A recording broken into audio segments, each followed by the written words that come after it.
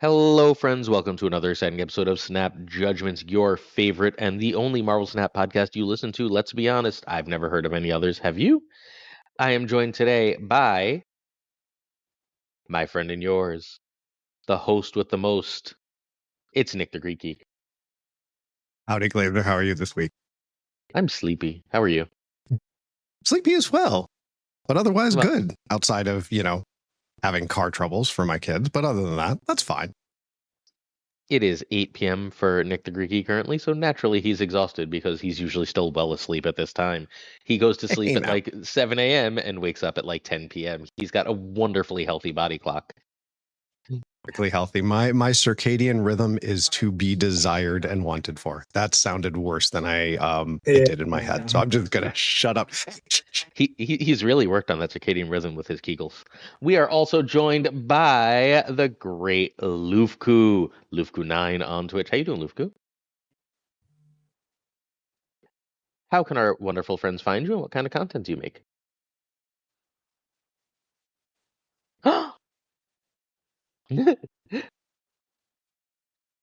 Well, when he gets back to streaming, he's amazing. But there's one other place we can often find Lufku doing amazing work. He's one of the best custom card designers in Marvel Snap as well. I really, really enjoy his work. He did some amazing work for you do it occasionally for Perry's challenge, the data mine challenge, which is great.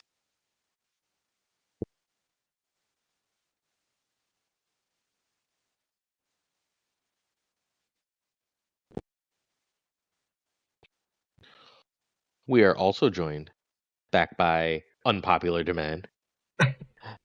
It is a man with another Marvel Snap podcast, kind of, sort of, sometimes. It's Zenade. How you doing? What's up? I'm here. I'm back. Sometimes I'm on Twitch. Sometimes I'm not. School year just started for me, so I've been MIA, but I'll stream whenever the heck I feel like it. Getting back to being an adult and having a body clock is fun. What's your name on Twitch again? It's an ATFT because that is the game I definitely play on stream. He plays more Marvel Snap than almost anyone. I know this because I have almost everyone's untapped, and no one actually matches up. I mean, the teenagers, when they don't have school, match up to the teacher when he doesn't have school. Just for the record. Yeah, at school we compared our screen times with the students.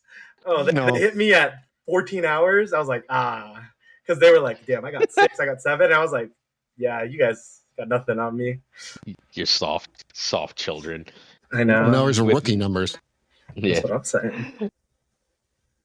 Hey, Nick, where can people find you besides here? Pretty much here or any other of the main Marvel Snap streamer streams. Sometimes I stream, apparently. But you can find me. I depends on what time we're done, Glazer, because it is currently 8 p.m. and my children might murder me if they get home in time.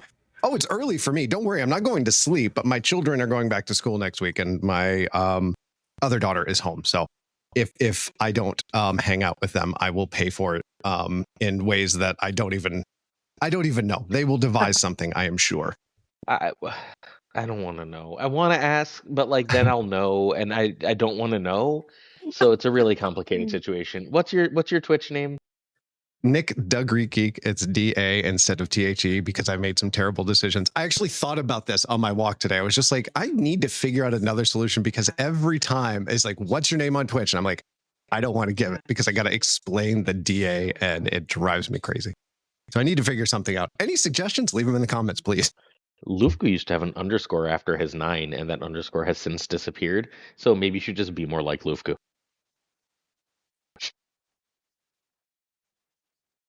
Yeah, but but you then made good decisions. Nick just lives with his bad ones. Yeah. How did someone else take Zenade on Twitch? I don't get it. Yeah, that's a good question. I would be Zenade if it wasn't taken, but I don't know. And I guarantee you the 2 followers that Zenade has are probably intended for you. Yeah, that's crazy. Meanwhile, speaking of Twitch, if you'd like to follow me, I am BlueSky. I stream whenever the hell I want. Teacher life, much like Zen. In addition, if you're interested, you're most likely watching this here, but if you're not, Snap Judgment's Pod on YouTube or your favorite podcatcher. We release a video every day on the YouTube and a podcast once a week on the podcatcher.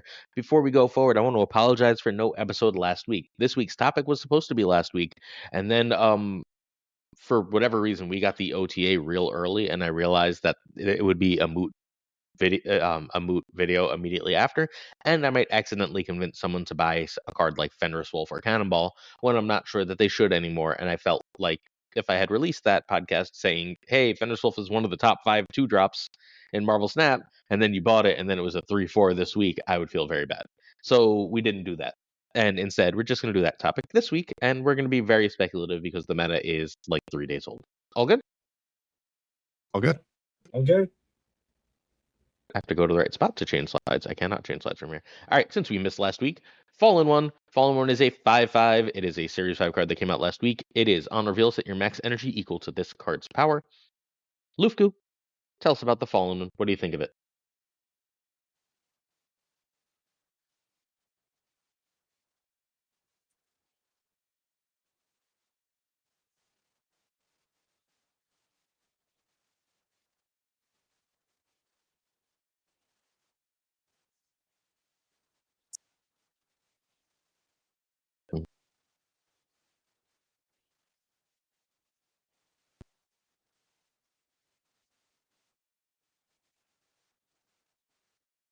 Zen? I think it's a good card. I think it's a good ramp card. Unfortunately, it came out right when I got busy, so I haven't been able to cook very much with it. But to make the card work, you need enough of a gen payoff that it's better than Wiccan. Mm-hmm. And it's because Wiccan is a higher deck building payoff. So I've done Shuri into him a lot. I think this card makes Shuri viable again. And because Shuri limits you to like playing one card a turn, and this card breaks that like barrier. And then I play Symbiote Spider-Man with it. Gwenpool has felt objectively bad, and Galacta have felt objectively bad, but I've seen like the Carter lines do decent work. But if you can get, I think, +4 energy, I think is the payoff. I think this card is worth running for the variability it increases on your last turn. Obviously, like the choices you make on turn 1 through 4 are also important. But now that Juggernaut's nerfed, I think this card will actually do a lot better because they can't just negate your final turn play. Like if you had 12 energy last turn, it didn't matter if they would jug it. But if less people are running jug, then this card's a lot better. And it's pretty solid in Sauron. It just hurts your cube equity because it's very face up what you're doing. This is a card I was excited about. Your video definitely got me excited about it. And I do think what you made as far as a point of this is a card that's going to shine later and is going to grow as far as its abilities and its relevance. I think for now, it's one that this is one of the newer cards that I see the least playing. But I mean, the extra energy is good. And if you can spam out a ton of stuff on the last turn, you've got something cooking there. It's just he's hard to activate and get to a point to where he does feel better than Wiccan, because as annoying as Wiccan can be to hit the curve properly, at least there is a path to it, and you've got that energy not on the very last turn of the game. But I'm interested in seeing what happens with him going forward. And I think the Symbiote Spider-Man Shuri lines are probably the best. But again, then you're limited if you're somebody who doesn't like playing one card a game or building up to just a final turn blowout. It's a bit limiting. But again, more energy is good. You can't stop people yet. I know there's a card coming that will deal with that, but for now, wait, is there? I thought there was. I don't think no spoilers. No spoilers. I will look into that. Yeah, I honestly don't think so.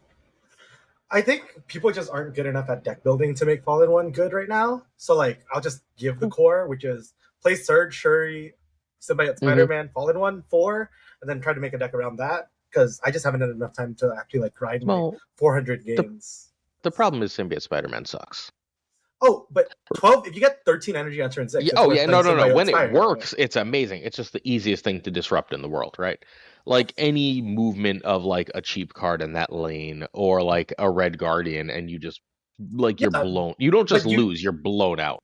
But you want to have priority because you think like old Shuri, like that kind of deck. Like yeah, but it's really hard to get priority going into turn 5 when you're playing like Surge, right? Like the curve of the deck is the problem. Yeah, like, I mean my shell for it has been Sauron. So like yeah, if there's a priority shell, I mean I know I shared okay, like the other cards that are good are like Iron Patriot with the new Silver Surfer, because then you have an alternate game plan. So you just need to make sure like you're not all in on the Fallen One line.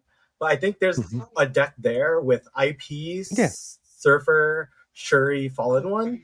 And like if I wasn't so dead set on playing Sauron and bad cards, I'd have a good deck with the Fallen One. But I just so the problem with the Surfer build is I don't know why I'm not just playing Sarah most of the time. Like I'm doing a lot of work to play 3 5s on 6. Like I have to build my whole deck to play because I'm not playing 4 5s on 6 unless I get specifically the Symbiote Spider-Man thing, right? So I'm doing a lot of work to just play Sarah. Like, oh, they can't Mobius me, and I just did all that work. I think this card is gonna be really good, but I think like they nerfed Surge and they nerfed Mr. Fantastic and they nerfed Galacta. And like you just took like 6 or 7 power out of the deck that Fallen One should go in. And if you subtract 6 or 7 power for most decks, they struggle. Yeah, right? I think like I could be playing successfully with this deck. The problem is it's not my style of deck where it doesn't win a lot of 8 cubers. Like when you play Fallen One, you're winning 2 cubers, and I hate winning 2 cubers. Like winning 2 cubers is so boring. And like if you're staying for 8 cuber, they usually have something to disrupt you. Like Scream is in the meta, and Scream is like a bad place for Fallen One decks to have to play into. But I think this card's underexplored. But the problem is like I think every card's going to be underexplored with Marvel Snap's card acquisition system, but I do think it's severely underrated. Well, when you lose 60% of your player base, that tends to hurt the experimentation with new cards. Yeah. I don't know. It has legs. It's just, well, we can see the legs. It's right on the screen. But like it has legs. But like it's just if Mr. Fantastic was a 2, I think that alone makes this a really great card. Yeah. Right. But I think that's another reason why I wonder if that was any consideration in the change of this. I don't know. I mean, I think you can deck build around this card without feeling bad. Like if you have the extra resources and you just enjoy deck building, then like that's a thing. But I don't think it's I don't think it's a tier card. I think it's like low B probably. But I do think if you are a Sauron enjoyer, then you should be trying this card a lot more. If you're a take your cancer when you can make more dinosaurs. Yep. But Nightmare. Don't talk to me about that card. Like, god damn. Nightmare's just better Sauron now. Sorry. Yeah. 1-3-3-1 big, no difference. No, there isn't. I just lost a game to a Red Skull that became a White Tiger on a Kamartaj, which felt real great. Yes, I was like, ooh. I was like, very few things beat me here, as I've got 10 power from 10 energy from Wiccan. Oh, that does. All right. Firelord is our not limited time mode. It was our just like, here, take a card, go spend tokens. 4/6 on reveal, revive when we're discarded or destroyed. 3 cost cards here. Where did Firelord find Holmes Lufku, and how good is it?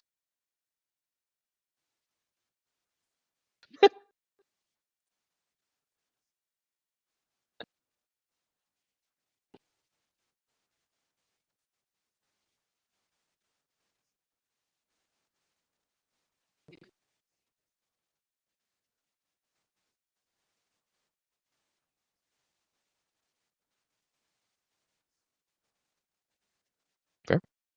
Is that it? Remember, if you haven't tried them, you can't have a big opinion. Yeah, I don't have an opinion. It looks like a good MLF card. It looks like it's good with fire here. They both have fire in the name. They might do something. It looks like a card that I would buy and deck build with if I had more time, but I have the card. I just haven't had time to deck build with him.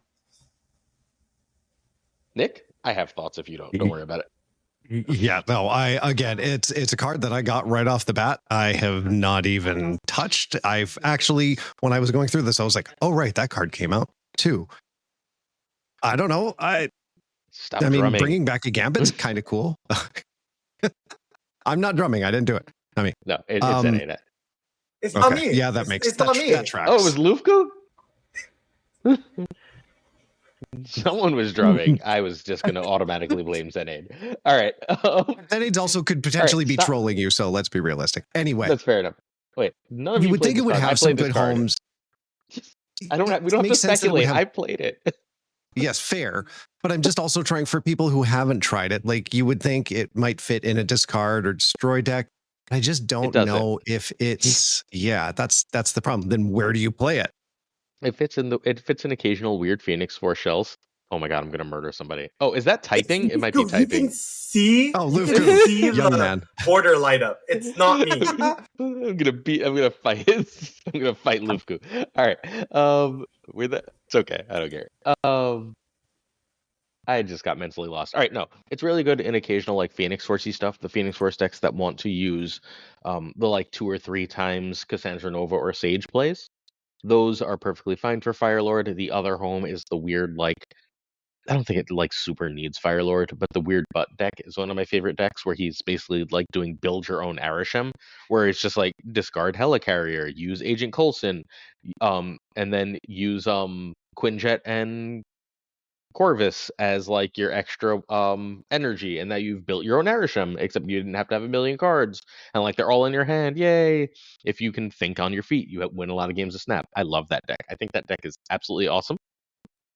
But you shouldn't buy Firelord for it, because all Firelord really does is say if you discarded something random, like you wanted your Gambit, now you can get it back. That's what Firelord reads in that deck. I think it's fine, but it's very fine. Enjoyer, and you like again. This is not advice for people trying to win the game.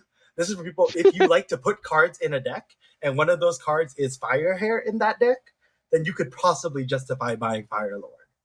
Like, that's the kind of player I am. So. Yeah. So, skip Firelord, who, despite being made of fire, has a bulge. We good? Focus on Ozai. Ignore this Firelord. Don't focus on Ozai. Ozai's a jerk. All right. Next up. Airwalker, Firelord's friend in the comics. It is 3/3. When this card is destroyed, replace it with a 4-cross card from your hand or deck. Lufku, take it away.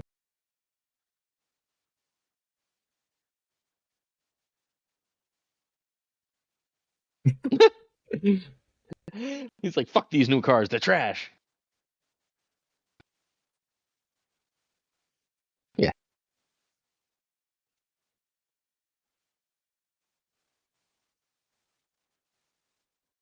Oh. So, Series 4 is like 5 good cards and a ton of filler shit. Sorry, go ahead. So I haven't tried this card, but like I've been still like keeping in touch with the people who are playing the game, and Morgan's a real deck. Like Morgan Le Fay, Airwalker. I've been playing against it on ladder in like my free time, and I'm just like, what am I supposed to do against this? Like when it does get its things off. Like the problem with anything destroys, it's always like very draw centric. So like the thing is like with Morgan, like half the people on ladder like don't really care what the Morgan brings back, even if they're gonna lose to it anyway. So like you get 4 cubers, but like this card is like Morgan was a cope card, and Morgan is no longer just a cope card. Yeah, it's not great, but it's good. Yeah, this again, it's another card I got. I actually was happy to be able to get this. I had sunk 0 resources into high voltage other than just playing it. It was very nice to be able to unlock a card that way. I don't have any really feelings. It's not a card that I've played very much. I've seen it in, looking at the stats. It's negative, which is an interesting, I think, way of experimenting with this kind of thing. Because I like when Nick doesn't watch my videos and then comes onto the podcast that I'm on and it's like, I wonder where people got that fucking deck. Did Glazer release a video literally today where that was the very first deck? It's so hard to imagine. Where could that have come from? People are so creative. Have you featured the Jimmy Dickens deck yet, Glazer? No, I haven't talked to Dickens since I moved. I need to message Dickens. It's been forever. My time zone is so weird that like this, like unless you're on the West Coast or in Europe or Asia, I just haven't talked to people. Dickens and Smith have like I think they're cracking this card. Mango as well. From that, I think this card will see competitive play. Oh no, like there's too many good things to do with it. Anytime there's a good forward that you can like build a deck around, this is going to be a good card. Yeah, for sure. But it is also like destroy reliance. and Destroy Reliance is like generally bad. But Carnage and Venom are just two good cards, and now with Kiddo as your third Destroy, like I think 3 Destroys is kind of the sweet spot. If you just have Kiddo, Carnage, Venom, and you can build a good shell around that, then I think you're chilling. And the good shell they have is like Hydra Bob, like cheap ones. So you're just a swarm deck. Yeah, it works perfectly fine. It works it's going to work in multiple shells. It's just going to be a card that's good in multiple shells, right? Like it makes Morgan a tier 2 deck. I'll be convinced it's a tier 1 deck when it's a tier 1 deck. Sorry, it's just like I can just run Killmonger, just no problem. Thanks. Have a great day with that cute shit. But like at the end of the day, I drop a Killmonger and you lose is still like a real thing. It's the same reason Zoo is always going to be tier 2 and not tier 1, right? Like outside of really, really hyper specific situations. And you can't run Kyra to protect your ones in an Airwalker deck for obvious reasons.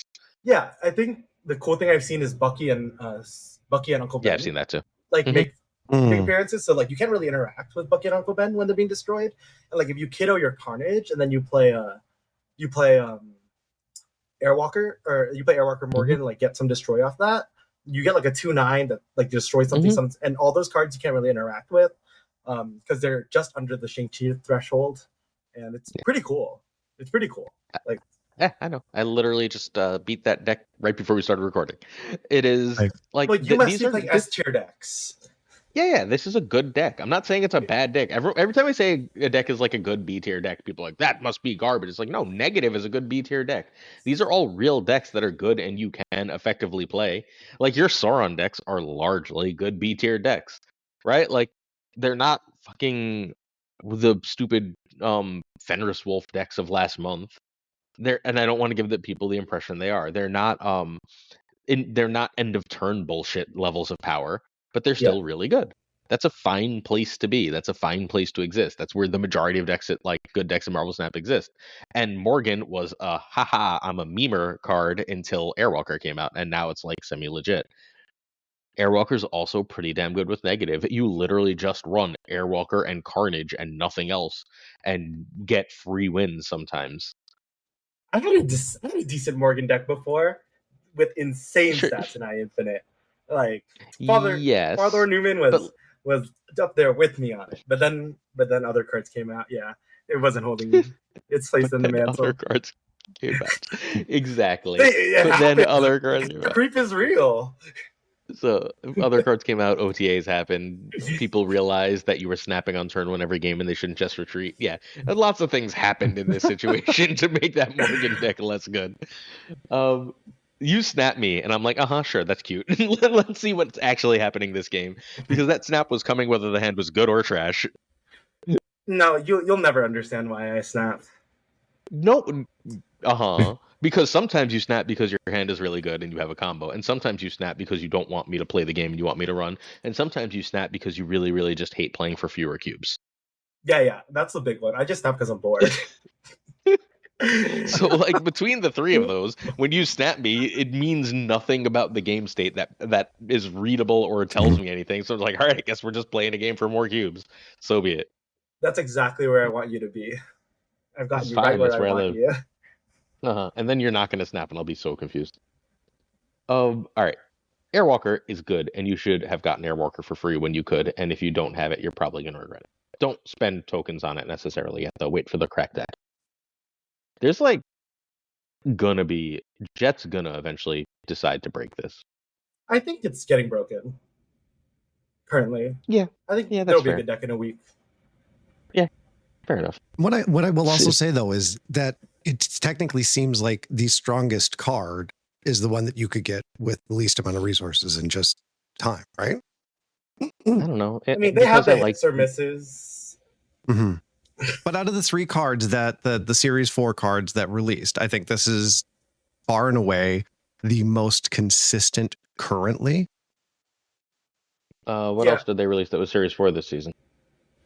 Well, Firelord. There were others. There were 2 others though. What were they? I don't remember because I'm old and tired. Redshift was Series 5, right? No, Redshift is Series 4. Redshift is the best of them. You're wrong, Nick. Good try. Okay, that's fair. Redshift is fucking disgusting. I was like, there was one that was really good earlier this season.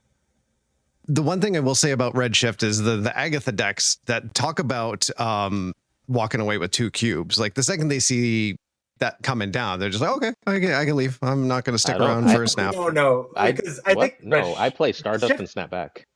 Redshift has gotten to the point where like people stay against it out of spite because like they get it so consistently. Like against an Agatha player, like if you play against Agatha and it's like constantly on your ladder grind, they draw Redshift more often. They draw Black Knight more often. Like you can't just retreat every time against them because once it's like a face of the meta deck, I mean you can, but then like why are you playing the game? Like at some point, like you have to be picking a deck that has a game against it. Then you're locked in for 2. And then when you're locked in for 2, that makes it a lot easier to be locked in for 4. So I don't think Redshift Agatha is actually a 2-cube retreat deck. All right. Let's move on. Enough, because we're not even talking about Airwalker anymore. We got one more card to talk about. It's Cosmo. And that's not Cosmo. Cosmo's his own card. It's Cosmo Ghost Rider. Cosmic Ghost Rider is 5/7 on reveal. Remove the text from a front row enemy card here. Mr. Koo?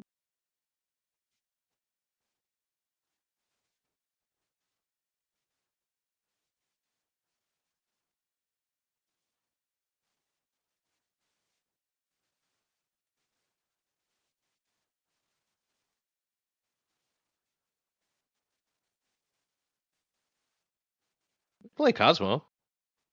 Or your stuff in the back row.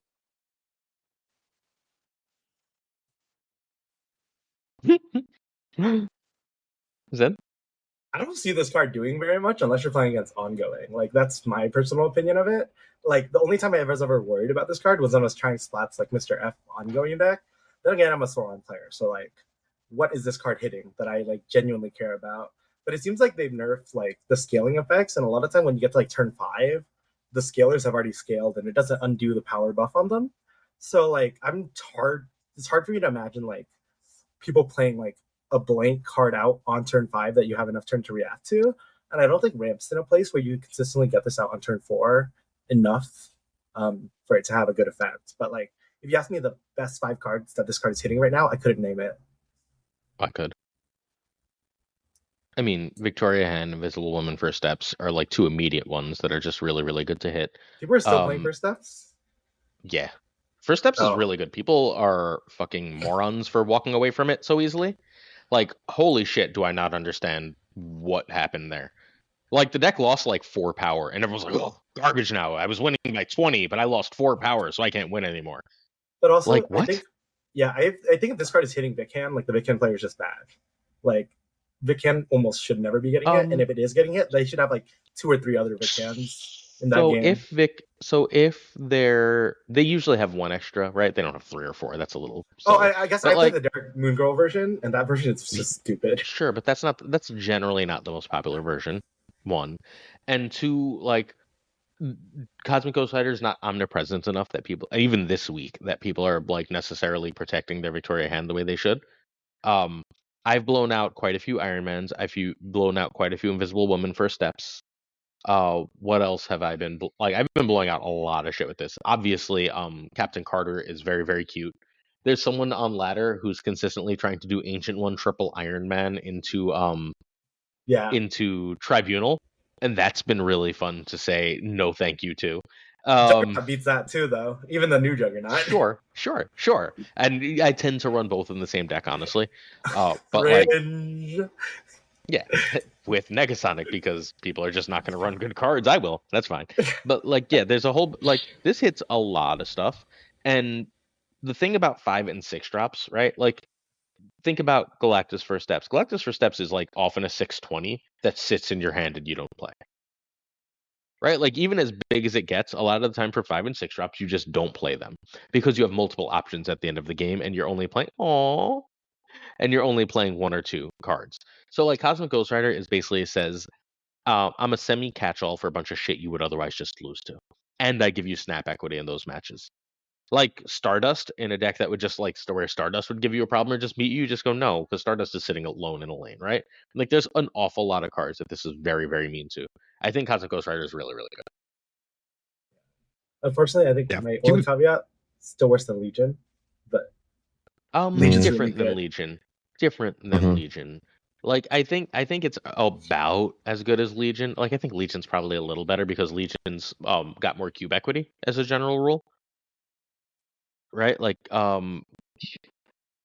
Hi. I'm podcasting, but he walked up on the phone with a box of cereal. Like, no, not right now. So where the hell was I? Oh, Ika's here. Hi, Ika. Blah, blah, blah. I don't know what I was saying. I've gone now. Sorry about that. We'll talk more about Legion, this card in yeah. a week or But two. yeah, Oh Nick yeah, kept Legion. Thank you. Yes. Yeah. So Legion's got this extra cube equity because like Legion on the last turn, Legion might as well be a 6 though, right? Like that Legion's a 5 is kind of just for that storm combo. Outside of that, you're like basically playing Legion on 6. You're playing Legion on 5 when it locks people out of a game, but that's a 2-cuber. So Mhm. Cosmic like Legion on 6 is often a bunch of extra cubes. But Legion on 6 is more likely to do absolutely nothing than Cosmic Ghost Rider. Mhm. Like actually nothing. Where like you'll just be like, I legioned, I don't know, the -4 when you move location, and there's nothing to really do with that. That's the just kind of shit Legion does a lot of the time. yeah. Cosmic Ghost Rider almost always has at least one good hit. A Galacta, a something. Mhm. Oh, also really, really, really good with Scream because when the card isn't in the right spot, you just use like a Spider-Man, and then the card is in the right spot. Yeah, that's very true. It's hard with him being a 5 cost. Again, it's that the scalers are scaled, so why not use something else? It's great if it hits a Mobius. This was great in high voltage. It was actually really fun. I swapped it into one of the decks that I was playing. I was like, oh, okay, this is actually really useful here because you get to get him out early. I think especially with ramp, he becomes even stronger if you can get him out sooner and get those cards taken care of on turn 4. Then you've got 2 turns that they're eliminated from being able to use them. I think that's pretty good. Everyone But keeps yes, telling me the scalers have scaled. I've heard that 50 times. What scalers are y'all seeing in the meta right now? Like the only scalers I'm seeing are the Invisible Woman for steps decks, and those are not scaling by the time Cosmic Ghost Rider Like comes out. So Dina what scale? from the Invisible First Steps. Sure, she's like 6 power, and then she's only gonna get to 9 instead of fucking 16. I'm okay turning that off, thanks. What other like what scalers exist in Marvel Snap? Like what scalers are Scream. we worried well, about? Like if you're playing Scream, a okay. Scream, like this does nothing Yes. into Scream. I think the only decks it's Um good at against is EOT and like up face Victoria up Hand, face up. I Bullseye. don't think it's that good into V hand. I do think it is. I've had a really good time with it against V-Hand. A turn 5 play, not a turn 6 play, but yeah. it's not Apparently bad really good with against like a Pixie discard and deck. oh yeah, great with Luna. As Ika notes, that's really worth knowing. Really, really good with Luna. Where like you directly curve this into Luna and then they just have a rock. Yeah. Yeah. And they've often filled that lane to try and get rid of it too, which is really extra strong. It's a really good card. I think Yeah. you're sleeping on it because it doesn't do anything to Sauron. I think it's well. I've played it and Legion, so I'm just like which matchups like help more, and I think Legion has doesn't more. help you with matchups. Legion helps you with certain matchups because a lot of matchups, like most of the time when you play a deck, you're gonna get like one location that feels bad. So Legion's like a card that makes you But that's your helping matchup your deck, spread not better. helping matchups. Yeah, it helps your deck. It's not helping matchups. Matchups means you're against your opponent specifically and what they're doing. Legion does not help with that at all. That's like genuinely not what Legion does. Legion gives you just like some variant smoothing, right? Like you're comparing Well, a tech card and variance smooth, but like Legion is largely smoothing out your bad location variance and making your opponent's bad location variance worse.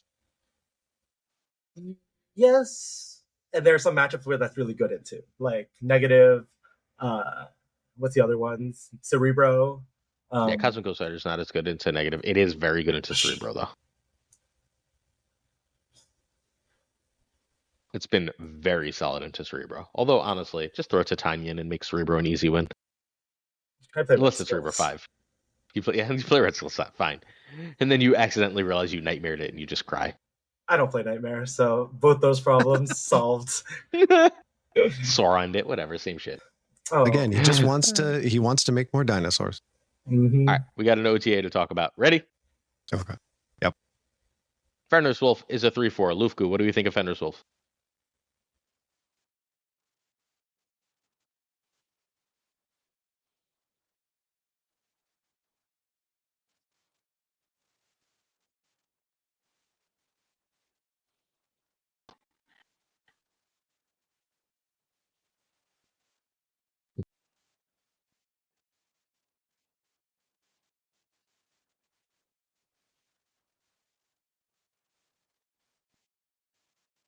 Sin?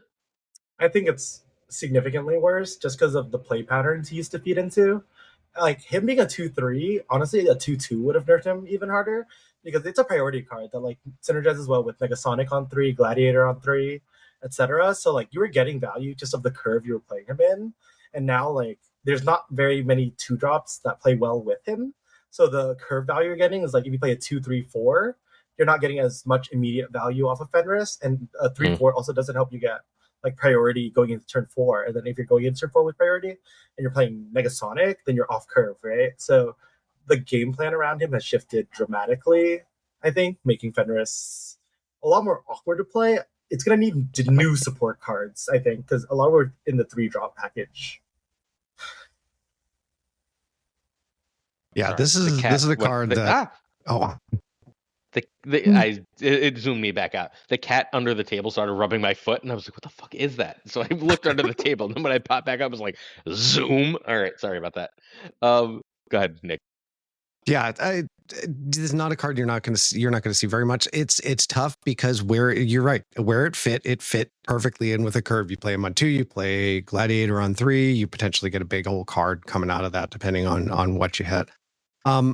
Yeah, I think increasing that cost, increasing his power is fine, but I don't think it changes the fact that the way he fit was because of a very specific curve orientation. And I think he's lost a lot of that. I still think it is a strong card, but I don't know. It'll be interesting to see where this shakes out and how he fits back into the meta after that.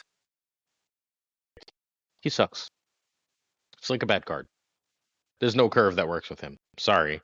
You need to you can't play him on 2 and then go into Negasonic Gladiator, and you can't play him on 5 with another 3-drop like Gladiator Negasonic and then go into like a Shang, right? Like he's a bad card. This is not a good card. It's a total tech card right now if you're like really, really sad about Agatha. You can try this into Agatha, right? Yeah. Like outside of that, I think this card sucks. I think they've absolutely killed it. I think that is totally fine because it was very not fun when it was good. But yeah, I think they killed it. Honest to God, I think it's a dead card. I think a 2-1 would have nerfed it like enough because then you could there were game plans that would have beat it. But sure. I don't think this goes well in Agatha. Because if something were to happen and you can't discard Agatha and you've played this card, the first thing she's going to do is activate it. Why do I want to do that? It wants to beat. I think both means that's good against Agatha meta. Yeah, because they're usually discarding. If you're sick of Agatha, it beats Agatha. Yeah. That's what I said. Oh, fair. Sorry. Yeah. Because I know some people had talked about having it on, it fits a more Agatha curve to where you've got something to play on 3, and I was like, I don't think so. You don't want that. Was the truth. It's a bad card. No, you don't play bad cards. Right, like stop putting this index for the time being, please. Thank you. I would only look at it if they released a 4-drop that destroys something, because I don't think that exists in the game. Other than Shang-Chi, who's tempoing Shang-Chi out? Like, they played against you. Like who's playing 1-2 Fenris into Shang-Chi? That has to be some demon. like if someone played that against me, I would just stop playing the game for the day. It's a hello, Atticus. Yeah. I get it. Card's junk. Hey, Cannonball's a 5/6 now. Lufka.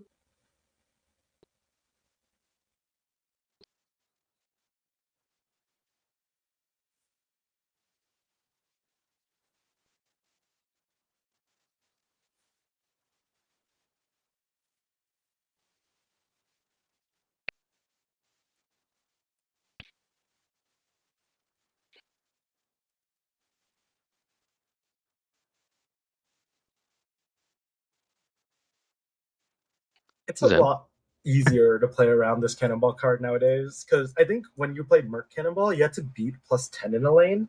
And beating +10 is kind of hard. Now you just have to beat +8, which is like really much easier to play around. Like I don't know if you like I was playing Sauron, like I play Sauron deck, so like I can easily drop like 10 power, but like a lot of decks kind of easy time generating around 10 power. But over 10 is a little bit hard, so you can never guarantee that win. Thank you. With the Cannonball Mercury possibility, so now playing around +8, and with Fenris being removed from the combo because the curve is too bad, I think Cannonball's in a much more reasonable spot. Yeah, strong, but not the meta dominant card that he was. The loss of 2 power and the change to Fenris makes it more complicated, but still killing your opponent's top card with Mercury and Cannonball is still a play that you can do and still does some major damage, but it does remove that synergy, and honestly, I'm not terribly disappointed by that. Mercury or Cloud Cannonball still win the lane. They just do. Like 99% of the time. If you Mercury Cannonball or Cloud Cannonball, you're winning that lane. That's not what they changed. They changed the off-curve Cannonball. They changed the I didn't see my Mercury. Oh, I didn't get a full clog. Oh, they changed the Scream Cannonball, right? Now Cannonball is significantly worse than a Scream deck, which sucks because they like the lower the floor, raise the ceiling type changes, right? And I think that's a pretty big mistake for Cannonball. I still think this is an extremely toxic card in all the exact same ways it was toxic before. It's just when you play it fairly now, it's not nearly as good.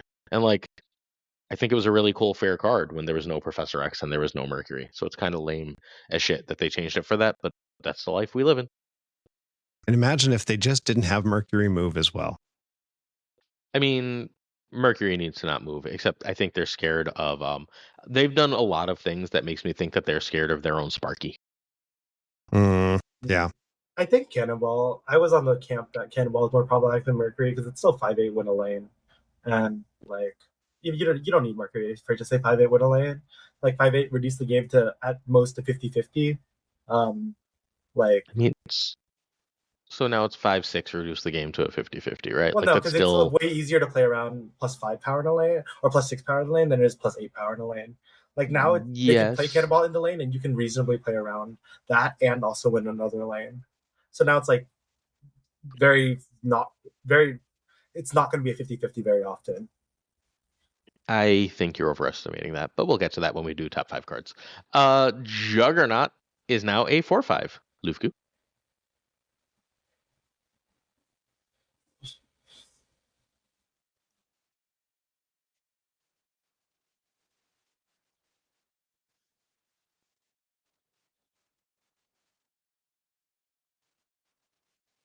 I'm a Zabu enjoyer.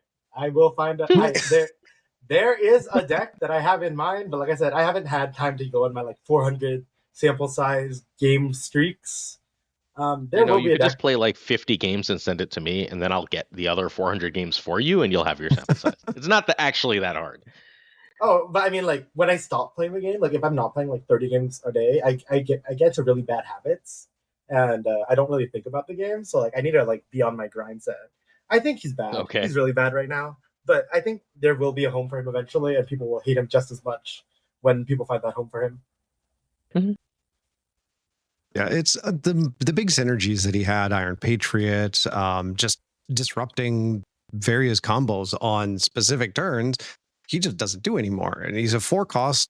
The increase the power, sure, that's nice, but he doesn't have that same level of synergy. I remember dumbly I was playing Cougar's discard deck for a little bit, and I was like, man, this is not working. And yeah, he doesn't serve the purpose in a lot of the decks that he was once in. He obviously still disrupts, but at a 4 cost, I don't know why you would pick him over something else. Do y'all ever run Shang-Chi? Because he's still better than Shang-Chi. He's better than Shang. I agree. Everyone's like, he's dead. No, he doesn't go in every deck automatically anymore. Fine. That's not what dead means. He's still one of, I would argue, probably the top 10 cards in Marvel Snap.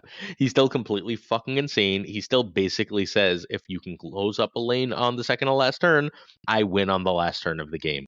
That's a really powerful card. Period. I'm still running it in Invisible Woman. I run the Safety Blade version. I don't need the Prodigy bullshit in my life. It's fine, right? And I'll run double Invisible Woman when Jocasta comes out, and I don't have to worry about location and placement of cards, because Prodigy makes the Invisible Woman really, really vulnerable and really, really obvious, so I don't want to do that. But when Jocasta comes out, that becomes a far more valuable and easy to pull off play, so we'll revisit with Jocasta, who is an activate that doesn't take up your activates. I think Ika made a good point, and it's more of a solo finisher rather than a duo finisher. And I think like that narrows the situations where it's good to play him enough that he went from like the literal like best no card is competing with Juggernaut card to like a top 10 still card. I think before Juggernaut was like top 1 non-negotiable. Like you could second place card was nowhere near close to Juggernaut. So now he's reasonable. So right, like it also changes what you play with him, right? Like you were playing him with Cosmo, now you're playing him with a demon, now you're playing him with a Havoc, Athena, something like that, right? Like it changes the card you're playing with him at the end of the game. You still would like a card to play with him at the end of the game, generally speaking, but it's no longer that big of a deal. But a lot of the time when you play Shang-Chi, you're not like playing other powerful stuff really with Shang-Chi, right? Like you're playing Shang-Chi and something else relatively cheap to try and get an extra couple points. I mean, the powerful thing doing with Juggernaut Shang was like Fenris, right? So Shang-Chi could win you 2 lanes. Sure. But like that's like Shang existed for 2 years before Fenris existed. So like don't reason like Shang overall, not Shang specifically hyper with Fenris. Right? Like yeah. But also people play Shang-Chi because Cam puts him in like his best decks list, and Cam is a very big Shang-Chi enjoyer. I think most like high infinite people think it's incorrect to have Shang-Chi in your deck a lot of times, but the cube equity is so high because you're supposed to play around your opponents having good decks and not bad decks. Yes. But like so Shang is still a very good card despite what Zen is saying. Shang, however, is a very meta-dependent card, right? How good Shang-Chi is very dependent on what people are playing into the meta.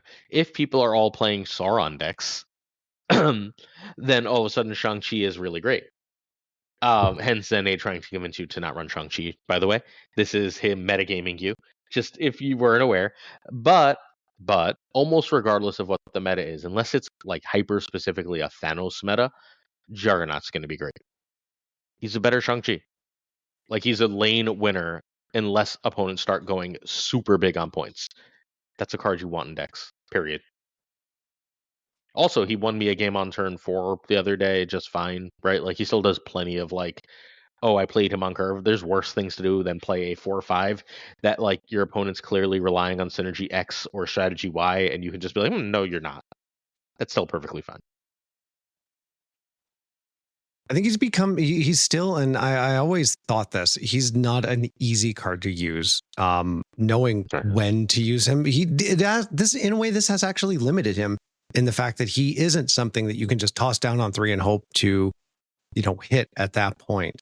He is a card that is very much like Shang, that is like, okay, you need to play me at the end of the game. And I think that's not necessarily a bad thing. And I think him coming down a little bit isn't a bad thing at all. It still leaves him as a card that I don't think is an easy for your average, not necessarily your competitive player, but for your average player. I think it does limit that. Sure. Fantasticar. We're going to talk more about this card when we do top 5 cards, so like we can move on. Fantasticar is a 4/5 now instead of a 4/7. Lufku, Fantasticar.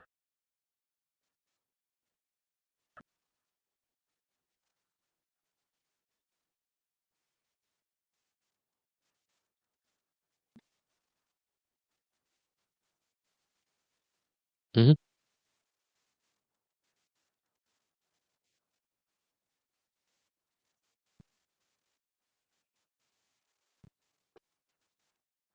Mm-hmm. Yeah, I think 4/5 just gives your opponent more chances to interact with it. So like decks that want priority going into turn 5 can like do more things. So like CGR, Cosmic Ghost Rider, you can kind of play that without like, or like if you're a deck that like wants to like play something before they play a Stardust out or whatever, it makes it so that it's harder for the EOT decks to have counterplay because they can't get Prio as often. So like, your Mobius running, I think they still run Stardust, right? EOT does. And so like it's harder to punish people. Do. Safety does. When you don't it's harder to punish people when you don't have power as often. I think that Fantasticar losing power makes it so you don't have power as often because 4/7 is pretty like big. So 4/5 is like pretty reasonable. Don't think it changes the overall power output of the deck that much though. It's like 2 power in the grand scheme of like 50 power coming out from Invisible Woman. But as with all things, people see power reduction and they again, it's like Andy throwing Woody in the trash. It's just, I don't want to play with this anymore. And you can see that in the stats and the number of games played. It just, cuts off a big chunk of people playing it. It's funny. Back in the day when Shuri was strong, no one stopped playing Shuri. Everyone played Shuri or Thanos nonstop until they nerfed it. Now it seems like it's much more, okay, well, they nerfed that. Let's move on to something else. People are ready to try something different. I don't know if that's just the change in the player landscape or if that's just there being so many more cards to build things around. I still see the decks funneling down, but I don't know. Sure. It's like also the most boring deck of all time to play. I'm just says the Sauron player. I kind of like it. Like, I think it's relatively fun to play. Is it the most fun thing in the world? No. I think it's relatively fun to play. There's a lot of placement stuff. There's a lot of how you organize your like card stuff with Invisible Woman decks. I don't hate it. But look, if you're running Invisible Woman first steps deck and you're still running Hydra Bob and Black Cat, you should be running Fantasticar. Because you can play your Hydra Bob and Black Cat, and then your Fantasticar is already a 4/9. Right? Like, the card was... So, what I think people are missing is that this card was completely fucking stupid before. Like, it wasn't balanced in any way, shape, or form. It was a genuinely stupid card. It was easily putting out... okay. It was easily putting out 15 to 18 power in a game, which you... Like, okay, my 4-drop is now Dr. fucking Doom. That's like a pretty good place to be. You can still get it to Dr. Doom. You're probably like, and it's still generally in its deck putting up more power than a Gwenpool. Unless you were going to hit a specifically Brood, it's putting up more power than a Galacta or a Gwenpool. Galacta and Gwenpool are still good cards. Fantasticar is still a good card. You should still be running this card. None of this is brain surgery, right? Like, it's just addition. Like, if you can play Galacta plus... Sorry, not Galacta. If you can play Black Cat plus Hydra Bob plus one other card, you just played a 4/11. It's a lot of stats. That's more than Galacta, and you have far more upside. Like, play that card. What just happened? Zenaid turned his fan on. That's on you this time, Zenaid.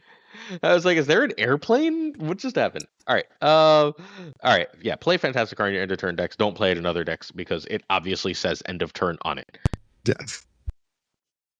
On and off it goes. Mad Thinker is a 1/2. Lufku, turn off your fan and tell us about Mad Thinker.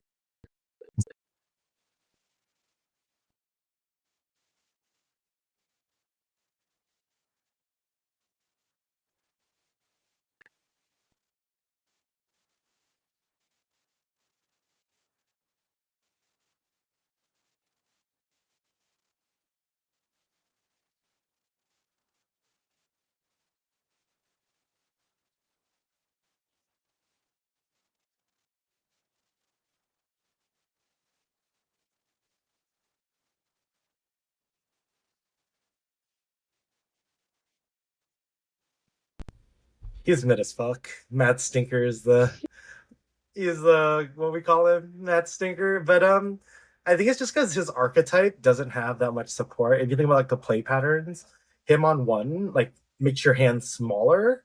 So then you think like you play Kate or Merlin on 2, and then what 3-drop is good with that? Like nothing, right? And you play Kahori on 4. So like really, if there's a 3-drop, I think that fits his game plan, then he'll be somewhat playable. Cope. Then like, he'll be bad too. No, I think honestly, like if there's a 3-drop that like helps him, then it's somewhat copable. But but the downside, like there's not upside of filling your hand aside from him and Kahori, right? So that archetype is like just not explored or not supported. So it's just like a look in the future kind of thing. But like if there are more cards, because stuffing a draw in this game is really, really bad. And when you can play with Moira coming next week, and then when you play Killmonger, he dies too. So that's really good. I don't know what that Moira card does, but I'm just saying, like, as an archetype... wait, really? You destroy Moira, and she gives you a copy of your opening hand. Oh, so he sucks even more, because you're going to stuff even more draws. I got it.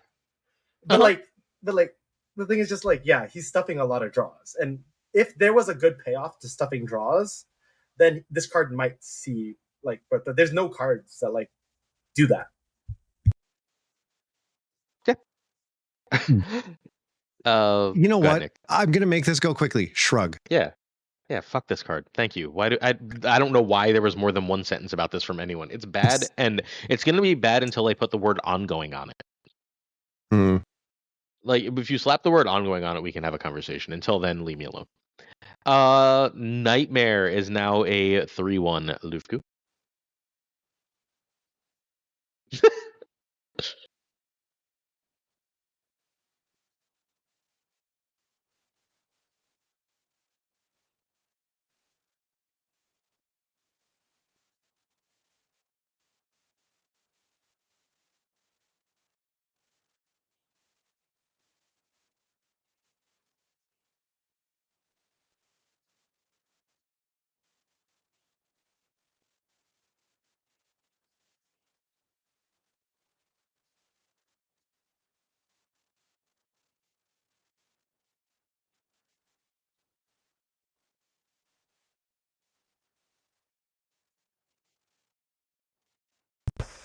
No, this card sucks. Like, I'm a Nightmare hater day one because I had to nerf Sauron for this card, but it's just antithetical to the game plan of the decks that this card wants to play. Like, this card wants to play big things and slam them out, but you're playing a 3-1 on 3 or a 3-1 on 4. And, the only way you can turn that into an upside is playing Merlin, right? Mm-hmm. So he's bad. I hate him. I hate everything he stands for. He's my nightmare. He stands for he stands for bad Sauron, just for the record. Ugh. I think this has become a much more fun card to play with. I've seen some of the decks that Brady has cooked up with it. The second this change happened, the number of pings I got of decks and games that Brady had played were very high. I think it's a fun card. I don't know if it is anywhere near a top tier deck, but guess what? Sometimes you want to play decks that surprise you and confuse you and are just interesting. And Lufku, mute your microphone or I'm going to reach into Spain and punch you. You can do that muted. Yes. Right. Okay. So anyway, Nightmare is good. No, Nightmare is good. He is now a good card. -1 was made him unplayable. He's not great, but he's good. He's and Zen is going to start yelling immediately, so ready yourself, dear friends. He's about as good as Airwalker right now. He's a card that goes into and creates consistency in certain decks. He goes in certain versions of Agatha. He goes in certain versions of the Sauron Shell. Check the Gregor deck from today's video. And he makes those decks better. You don't have to play him. Sometimes you draw the things you need to without him, but sometimes you get to play him and he says win the game. And that's a really good place to be. He increases consistency in decks that would like more consistency while offering some upside. He's a good card. A great card? No, but a good to very good card that goes in B tier decks. Whereas before, he was in C to D tier decks. He didn't start yelling. I'm impressed. He makes the decks C to D tier. Nah. What? Agatha was already pretty good. I think he goes in most Agatha decks now. I think he goes in the Agatha deck. I just think that people conflate him being a Sauron card, and I don't think he's a good Sauron card. I think he's good in the mini Sauron. You run these too, the ones where you're running 2 or 3 Sauron cards, not the ones where you're running the whole package. Yeah, but the problem is the Sauron card that most people run him with is Ebony Maw, and Ebony Maw is not a Sauron card. I think if you're trying to play Nightmare Ebony Maw, you play the War Machine Infinite package rather than the Sauron Red Skull package. Because I don't like him. I disagree. I don't like him with War Machine at all. Those are the decks I don't like him in. That's how he's always frustrated me. Because if he hits your War Machine and not your Infinite, you're just so sad. Yeah, but if he doesn't hit your Ebony Maw, or you have Ebony Maw in your hand, you're just depressed. This fucking. For 7 power, I'm willing to take that risk, but I don't think you need Ebony Maw, right? Now that Black Cat exists, I don't think you really need Ebony Maw in either version of that shell. But I don't think that's a good point. Super relevant. Why the hell would I play Ebony Maw over Black Cat? Yeah. I mean, you could run curve reasons.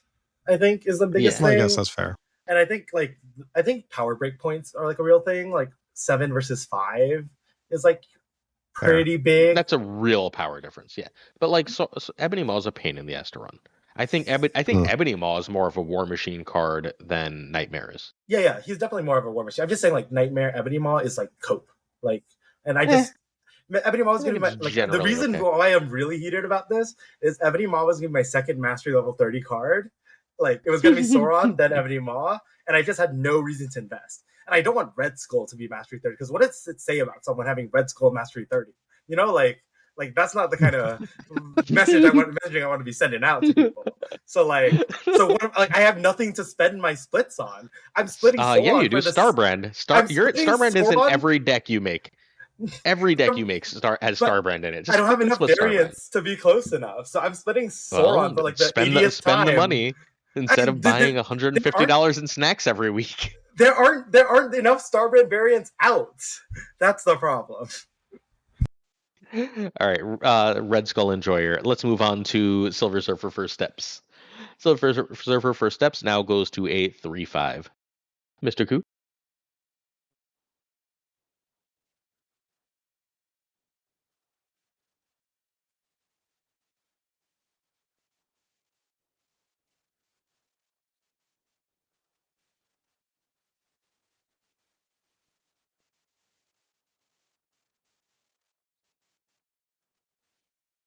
Okay.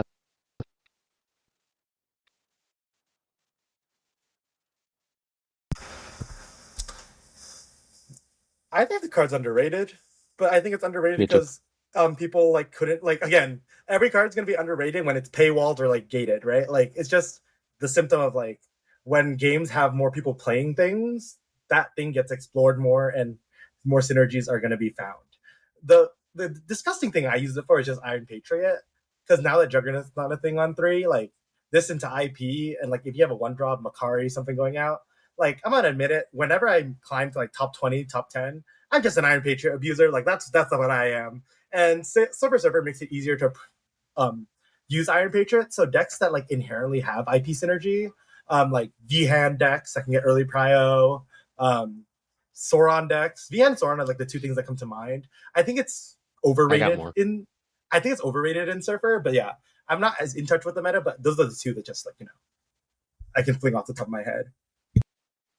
Yeah, I think when this card drops, it's going to be interesting to see what people cook up with it. I think it's very unexplored and it's very unused right now. And I think the extra power does, for the Iron Patriot, it makes a huge difference. I think you're just adding that extra little bit of a buff to it. But right now, I don't think it has a huge relevance. But I think that's going to change. And I think if you can get this to work, it can be really good.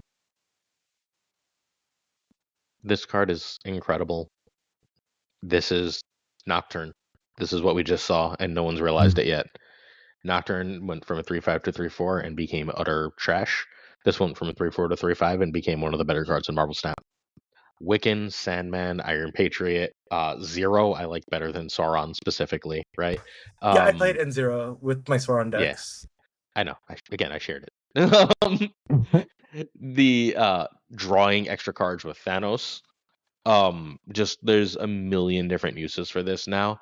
A 3/5 is a card you can just put in your deck, right? And if you have 2 good targets, you should probably run this. That's it. If you have 2 good targets, you should run this card. It will win you games of Marvel Snap. And for anyone who has bought recent season passes or cards, if you want to just have an easy deck building curve, it's Surge, IP, Silver Surfer. I guarantee you're gonna have more fun games. Usually you play two good 2-drops with it. I think those are the best 2-drops you can play with Silver Surfer First Steps. Yeah.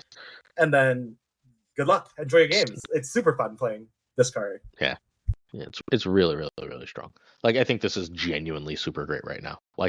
Without any hyperbole, I think this is going to end up being we have to bring this back to a 3/4. Can people buy this card now? Do they have to wait for it rotating? For another few days, they can buy it. Okay. When this comes out live, people will have a day to buy it. They should buy it, right? I think if you own Iron Patriot, if you own Surge, if you own Wiccan, have you? I think my viewers might be doing this. Have you tried this with Sandman? Holy shit, does it mean to opponents? If you're just gonna drop a Doom or a Galactus last turn, you play this with Sandman. I kept doing that to Surfer players, and then enjoy your 1/3 last turn, dick. Good luck winning that game. It's just you're done. You're done. there's just so many ways that this can be abused. 3-5 is real. Like 3-4 is, there's certain breakpoints in stats, right? 4 to 5 and I think 7 to 8 for whatever reason are really, really, really big breakpoints in Marvel Snap stats. And obviously 9 is a breakpoint to 10, but like that's more obviously because of Shang-Chi. I mean, in terms of like how you win lanes, 7 to 8. A 24 lane is fairly likely to win as the lane in Marvel Snap, and a 21 lane is fairly likely to lose in Marvel Snap. The difference between 4 and 5 is really big. Like just the extra amplification. These are real things. I don't know for sure why. I'm not a math teacher. I'm not a math person, but we've seen it over and over again with cards that like this is just a legitimate and important thing. A 5 on a 3-drop is an important thing, and this is a powerful effect. It just, as a 4-drop, I couldn't reliably do the thing it wanted to do, which is win the lane, and now I can. I surprisingly haven't explored this card with Sandman as much because Sword Sandman's always been on my mind. But It's so good. I think the recent like power creep changes are supporting like priority gaming like in a lot of ways. Like Domino is now a priority card, right? Like that's like kind of insane because Domino into this curve.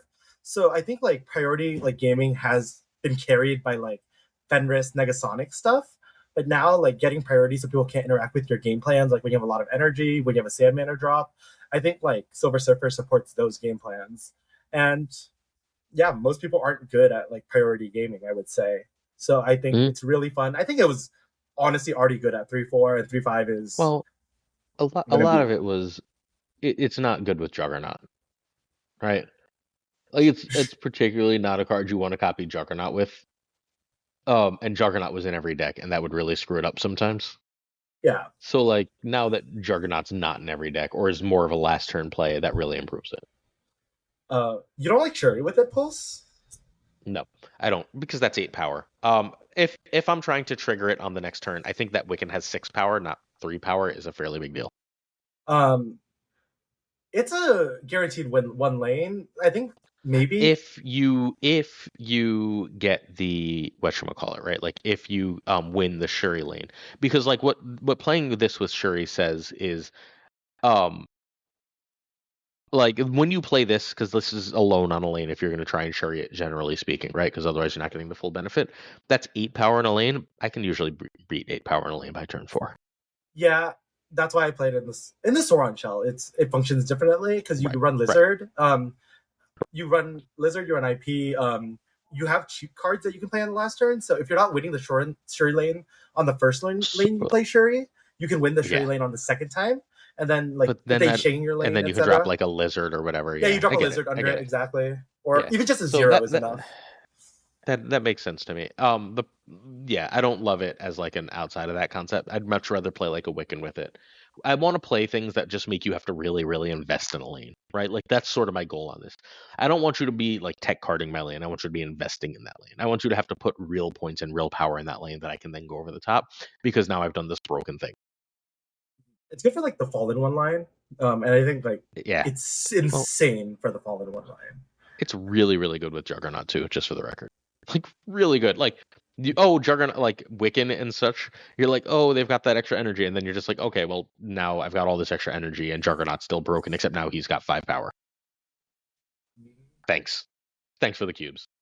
I was playing Juggernaut and Galactus First Steps or Juggernaut and Goliath together on the last turn fairly often, without any real difficulty. Which is just a mean thing to do. Card's great. Yeah. All right. Chavez gives +3. Lufku.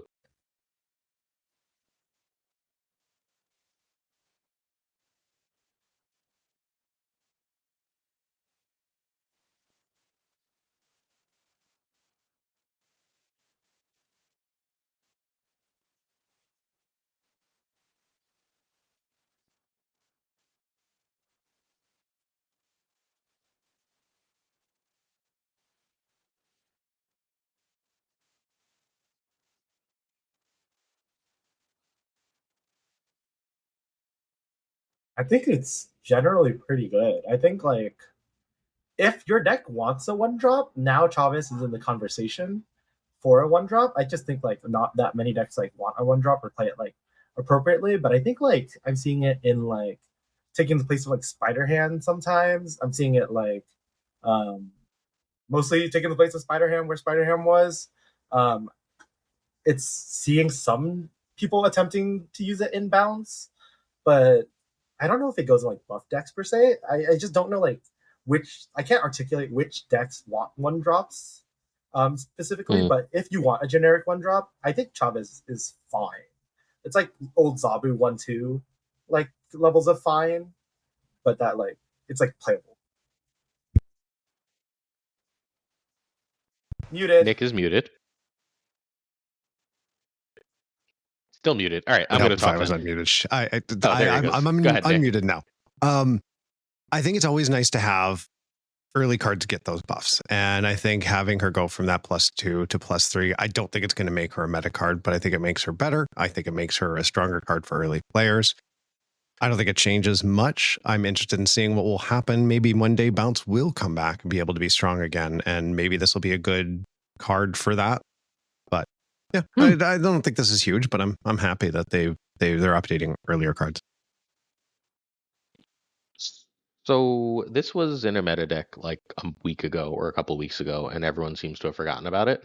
That buff deck was really, really great for a little while, and this would be really great in that buff deck. But they nerfed 4 other cards in that buff deck.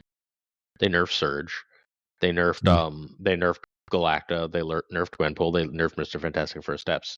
So they gave 1 power back to that deck and putting it on Chavez, but that's not a consistent power. And you nerfed like at least 4 power off that deck, but honestly, because it's Galacta, you nerf more like 8 or 9 power off that deck, and I don't think there's a deck in Marvel Snap that survives losing 8 or 9 power. So this is a really cute idea to put some power back into that deck, and maybe because Viv Vision is coming, it matters, but I don't think so. Also, I think Surfer First Steps, by the way, is going to be great into the Viv Vision meta. Okay, that's that. Ghost Spider is a 1/3 now. Lufku?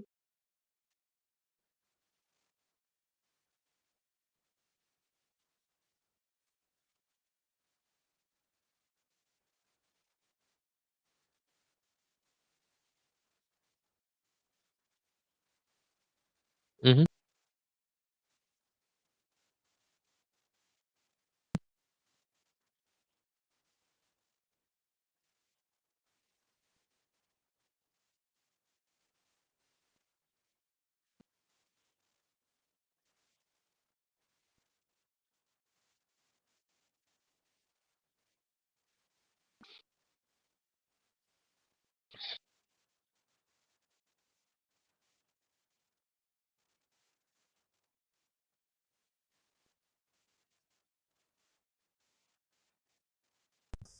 Yeah, I think I don't play move, but I think Ghost Spider changed like helps decks that like want to make people give up on a lane. Like for example, if you have an Iron lane and you can like Ghost Spider it over, I think 1/3 is good enough to just like play it.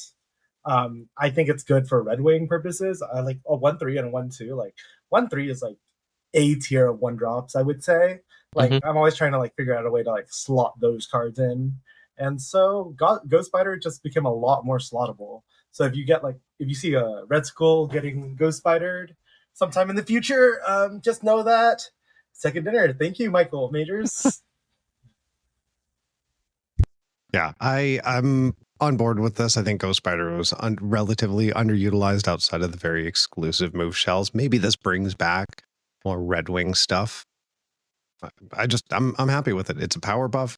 It doesn't change too much outside of that, and it gives another justification to having it in a move deck. I think combined with Sparky, which is activate, give the last card you move +3 power, move it back to its previous location. I think that's going to be a little crazy, and I'm scared about what the meta is going to look like when all that comes out. But considering how this works, we're going to see more of Sparky than I think we are most of the other cards because of the change that they've made. So I'm 100% on board with just giving us something else, because move has fallen out. There was a while where move was at the top of the infinite meta, top of the top tier players, and it's slipped down now. So cool.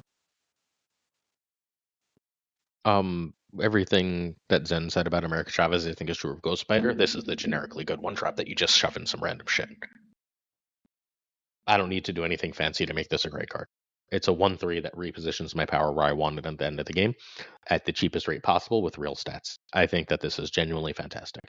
I think they took this from like already a real threat to potentially a top 5/5 drop, top 5/1 drop, excuse me. Like I just think 3 power on this is so much. Like even if I pull a 5 drops, a sudden 8 power in a lane at the end of the game is so much power.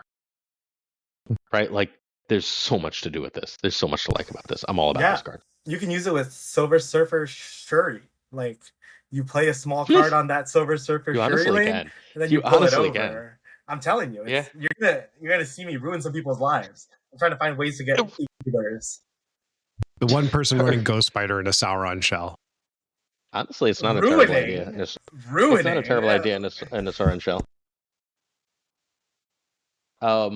Yeah. All right, let's move on. Let's do top 5 cards at each cost slot, and then top 10 cards in Marvel Snap. Just kicking off with top 5 1-drops. Let's start as we usually do, as I'm going to go share this tab once I get to the right slide. Give me 1 second. We're going to share this tab instead. As we go share this tab instead, and then we just start deleting 1-drops that don't belong here. What 1-drops are we deleting? Start calling them out. Let's go. Get Sauron out of there. That's some coke shit. Like, you're wow. You actually want? Like, yeah, you actually want Sauron out of there? Like what? Like, what? Get Zero's better than Sauron, but get Zero out of there too. I don't think Zero's necessarily gone yet, friend. We'll wait for it. I don't. I think that Elektra is gone. Oh, can we get Squirrel Girl out of there? Like what? Is Squirrel Girl here? Yeah, she gets so. Yeah. Like, Squirrel Girl, Lufu, give us a Zabu can go. Lufu, like current Zabu. Give us a cut. Lufu, give us a cut. All right, Sable is gone. Nick, cut one. I think Titania. Okay, I'm fine with that. I'm cutting Sunspot. I don't think Sunspot's in the best versions of his own deck. Get Zabu out. Fine, I'll cut Zabu. Are we sure that it's a 1/1 Juggernaut? Are we sure that Juggernaut doesn't put Zabu back into the meta? It's a 1/1. Fine. All right. Next cut. Yeah, Deadpool's gone. I think X-23 is gone too. I'm get X-23 also. Yeah, just get them. As much as I love Destroy, they need to go. All right, next up. More cuts. Let's Quinjet? Go. I don't think we cut Quinjet yet. Zero's finally gone. Yeah, Zero's gone. Well, Zenny, you wouldn't can we cut you're currently Aranya running the Moon Girl Victoria Hand decks. Of course, you want Quinjet. Cut Aranya. Okay, I'm ready to cut. I'm ready to cut Ant-Man. I think that's right too. I'm ready to cut Ant-Man. I'm ready to cut Meek. Of the no. I'm down to leave Blade. No, because like the best discard decks are Agatha discard decks, and Blade don't go in those. But then like when you want to cope with Hela and not play Agatha, like because it feels too unfair, then you have to play Hela's Blade. Not actually good. Hela still has a bad win rate. All right, whatever. That's like top, Agony. Top Can we cut Agony now? Yes, Agony goes.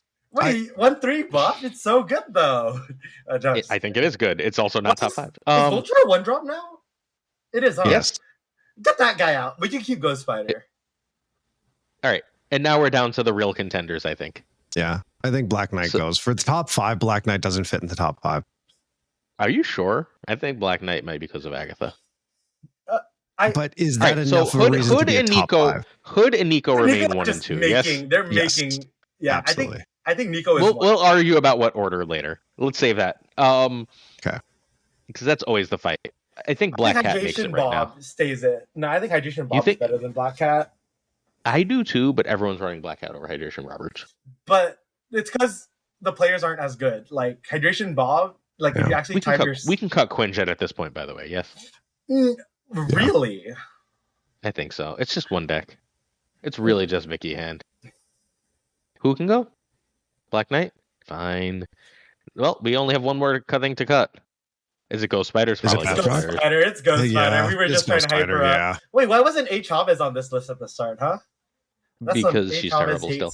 All right, so Batrock is the worst of these 5, yes? Because it's the most narrow by like a lot. Yep. And then vote Black Cat or Hydra Bob. I think Bob is better than Cat. Same. I think for a good player, Mr. Robert is definitely better. I think Black Cat's easier to use, like straight up, because you play it when you draw it. Yeah. But Hydra Bob like wins you 8 cubes, and Black Cat doesn't. Okay. Nico or Hood? Nico's better. Nico makes Hood better. Yeah. Yeah. I think I have Nico's Hood above Nico, is just a toolbox of utility. Yeah, I think Hood's better, but that's fine. I think Hood also just got better because of the change to everything. Like, you can now do Viper shit again. You can now, like, I think Hood's better, but it's fine. But the thing is, I don't really care enough. I think they're clearly in the same tier. Yeah, I think every deck you want Hood in, though, you should be running Nico. I think for the most part, not always. Not always. I think Derek has always made the claim that, like, yeah, I've heard Derek say that too. Yeah, Derek's claim, and I agree with him. One of the few things I agree with him. Read Derek say that because I've never heard Derek's voice, but yeah. Yeah. All right, top 5 twos. I'm okay with this. We okay with this list? I'm pretty happy with that. All right, twos. Let's start cutting. Can we cut Kid Omega? Get that Victoria hand card is just garbage. That needs to go. Shut up. Can we cut Victoria? Can we cut Kid Omega? What did Lufku say? Sinister. Yeah, Mirage. I want Sinister. Mirage and Sinister. Yep. Yeah. Is Ika still here? Ika, you still here? Just take it out. Ika doesn't speak, you're gonna take Pixie out. Take Shadow King out. Mercury goes for now, right? I think SK's gone too. Yeah. Invisible Woman. Why is Invisible Woman there at all? Wait, why was Domino not on here? I think Domino is actually in the conversation now. Domino would have been in the conversation. Yeah, you're right. Because I'm used to not reading Domino's name when I read lists of 2-drops. Dude, 2-4 though. And I also don't think she would be in the top 5. She's not going to make the top 5. She's a contender though. I think it would have added some tension. All right, so we can. I agree with Captain Chat. And sorry, go ahead. We can cut Goliath, I assume. Yeah, we can cut Goliath. I'm down to cut Mysterio here. Yep. And Ravonna. Yeah. Ravona's just a negative card at this point, but Ravonna had a real chunk of time as one of the best cards. We are down to our 11. Can we remove all the which ones are season pass cards? I just need for science. We're not removing them, but Merlin, Kate Bishop, Sam Wilson, Iron Patriot, 4. Okay, so of those 4 season pass cards, I think Sam goes. Yep, agreed. Are we sure? You forgot about Sentinel. Wait, can we cut? All right, do Havoc or Athena make it? Probably not, right? I think Athena over Havoc, but Havoc's gone first. Yeah, me too. But I think they're this. I think they both go. Yeah, I think they both go. Yeah. I'm ready to cut Madam Web. I don't know about that one. Which Madam Web or Redshift? Oh no, Redshift's not leaving. I think Madam Web goes. I think Sam goes. I think Sam goes too. Yeah. Yeah, 100%. Same with Kate. She just I think not her time right now. Too. Yep, agreed. Kate, who we almost had number 1 last time. Right, so Merlin, Kate, I'm getting rid of Surge. I'm calling it. Surge is gone. Surge, of these 6, here's my entire argument for Surge rests on I love the idea of first steps after Surge. Mm-hmm. Then what? Then you have -2 cost all your cards the rest of the game. I think Surge is worse than IP. Surge for first steps. I think Surge is worse than IP, here, but much like one of these cards has an archetype.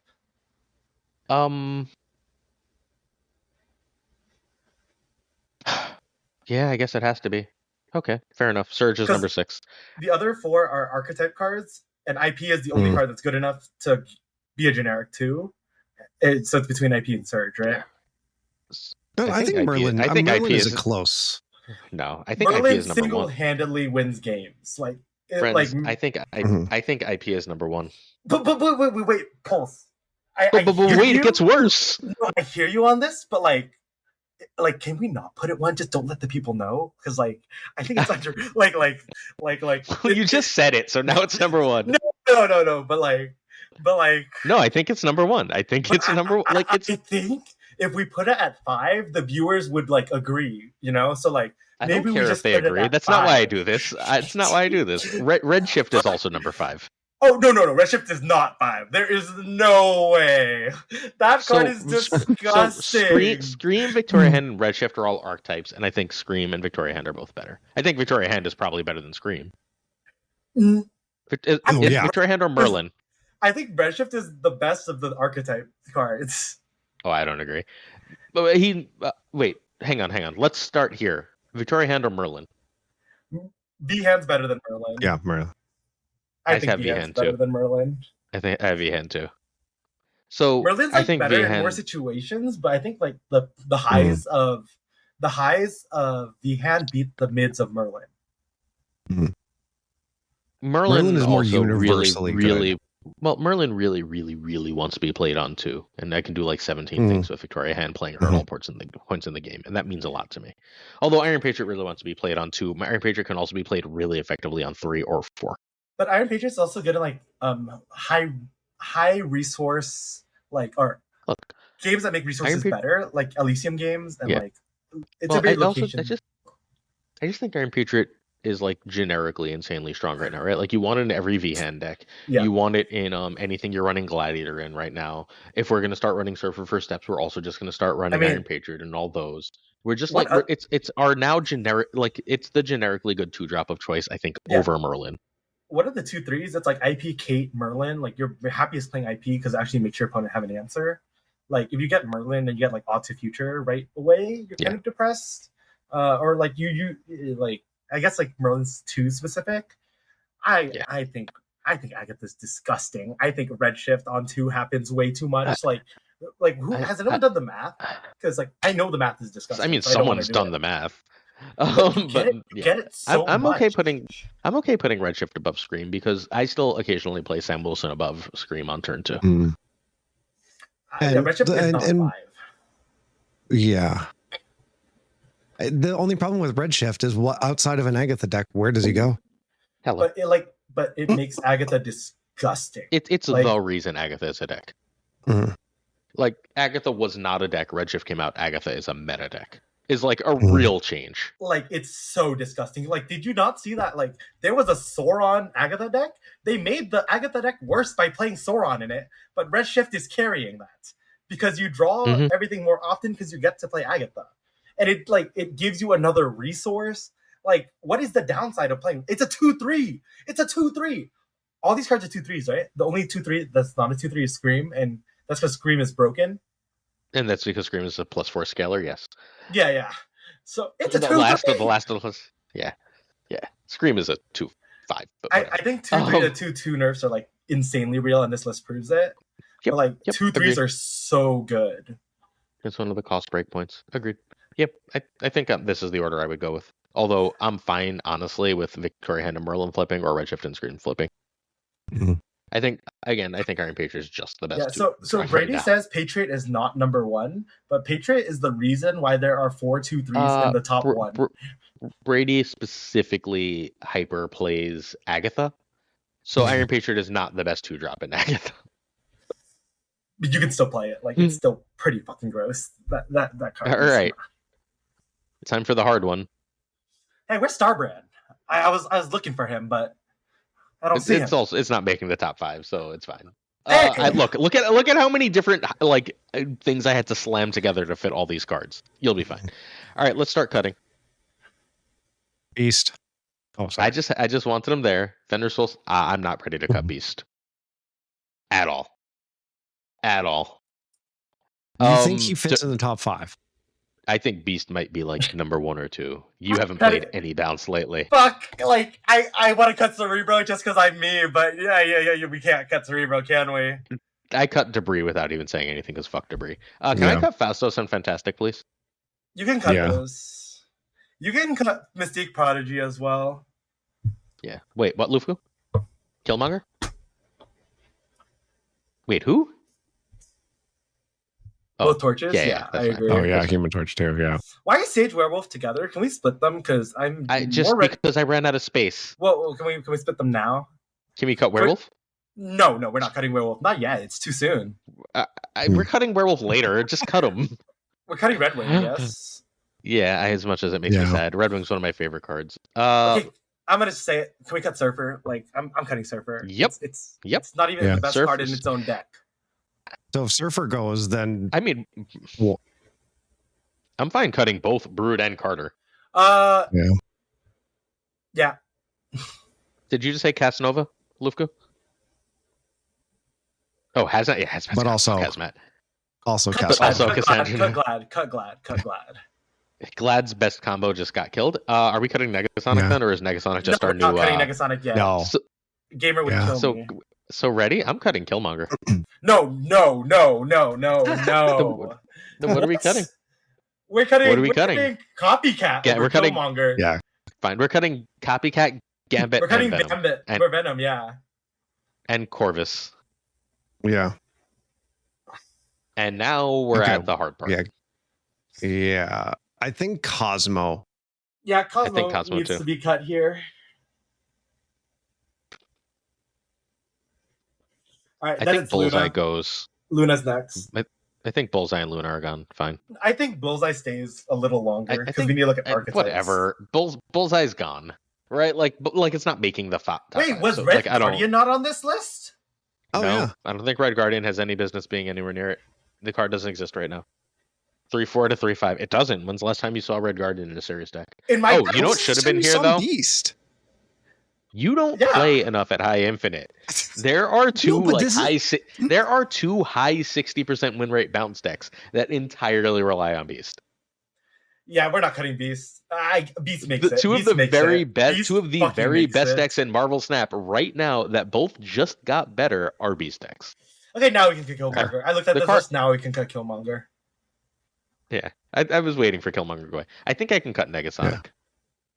Yep, we can cut Negasonic. We cut Sage then too, and then we have our 5. Yeah. Yep. All right. Mobius has to be here, right? Just because Mobius is 5. Holy shit, Mobius is 5, and I'm not letting him go a step higher than 5. That's fair. I think Beast is actually 4. Yeah. Yep. Is Invisible Woman 1 or is Frigga 1? Frigga's 1. Frigga's 1. I can see that. Frigga goes in enough different shit.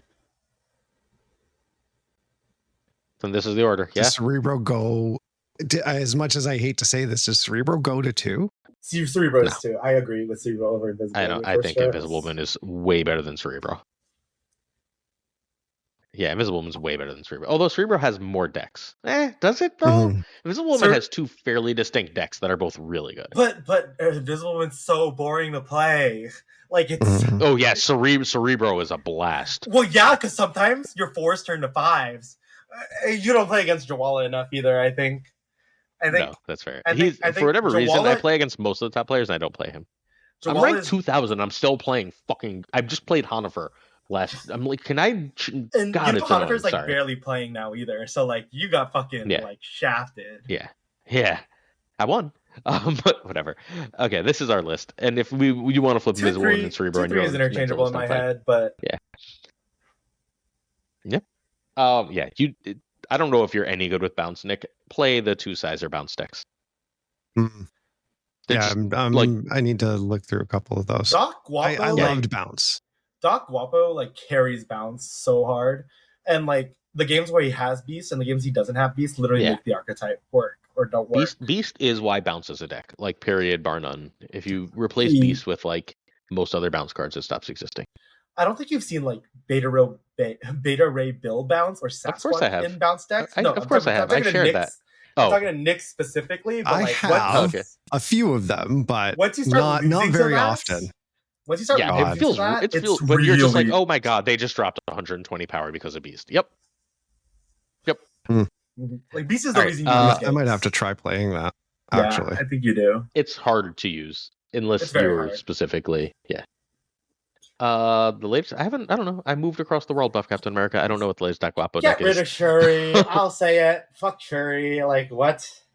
Yeah, we're also cutting Symbiote Spider. Yeah, they're gone. And Morgan. Wait. And Haibo. On there? I'm not ready to cut Morgan yet. Yeah, can we leave the note? I guess that's fair. Firelord can go, though. All right, Haibo gone, yes? Why is Doom motherfucking 2099 on there? You didn't put Starman on the 3 drops? Doom 2099 has... Wait, hang on. Nick, do me a favor and look up Doom's win rate. Okay.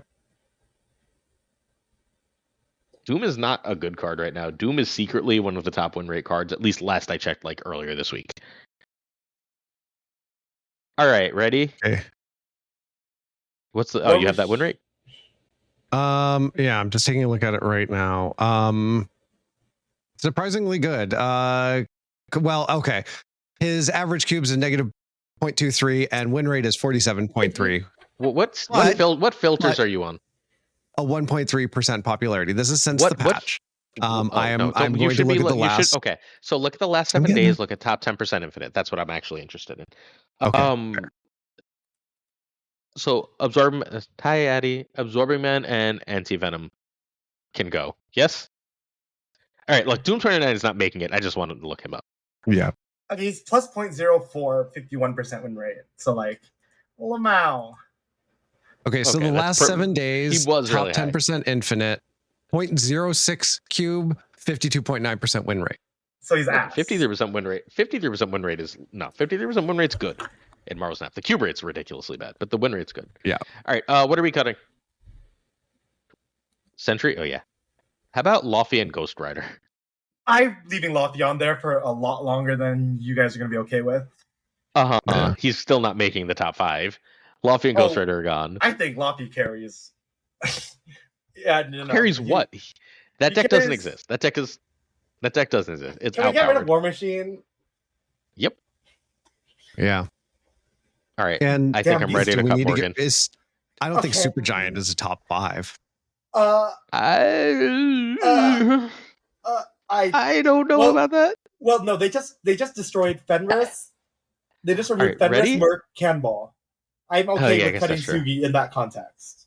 They cut like her whole packet. They destroyed her package. Can we kill Shang-Chi and Enchantress? Like, just get yes, we can. I was just trying to do it. Yeah, I don't think they're that good right now. Also, I think Juggernaut's better. Why is who? Moon Girl? Because Moon Girl's great, but she also doesn't belong here. Stardust. We're at a reasonable list now. Stardust is. I don't think so. Stardust is 2. I think Stardust is. I think Stardust is better than Galacta and Gwenpool. I said it, and I meant it. I think all 3 of them are gone. Stardust, Galacta, and Gwenpool are all gone. Oh no! I think Misery's making the top 5. No, wait, you mean 4-9 Misery, right? Like 4-9 Misery? Oh. Stardust is gone, but I'm not sure that's right. Just for the record, no, I think we only have one cut left. I think it's Fantasticar. It's the car. It's the last car is gone. Yeah. Made it really almost to the end. All right. Nice. So ready at the best. Why would you do that? Why would you do that now? You're gonna jinx us. I know my one, but I don't know if you guys agree. Moonstone. No. I think it's Moonstone. Wiccan. No. I think my one is negative. I think it's sitting right where you should be. Oh. So that's none of us agree. Thought. I can see. I'm running into Mobius every second or third game. But I'm like, seeing so much Mobius. But negative is like the one card where you just have to have that card in your deck. Like, if you don't have Mobius in your deck, what are you doing? Well, and they don't draw. Well, you're blowing up their limbo usually is what I'm doing. Like, if you blow up their limbo, you have a reasonable chance. Your odds if they play, like, what's negative's win rate when played? It just has to be insane. Like, it just has to be insane. Sure. I don't know how to check that, so you have fun. I will figure that out. Give me a second. Because I have to go to another site. Negative's deck win rate just isn't that high. Well, although I guess it is for the last 2 days. Well, but it's his deck. He goes in a deck. He doesn't exist in isolation. We're not saying he's just in... Like, Safety would like everyone to play Mr. Negative as he continues to run Mobius and Stardust in every deck. I think it's between Moonstone and Misery. That's where I land.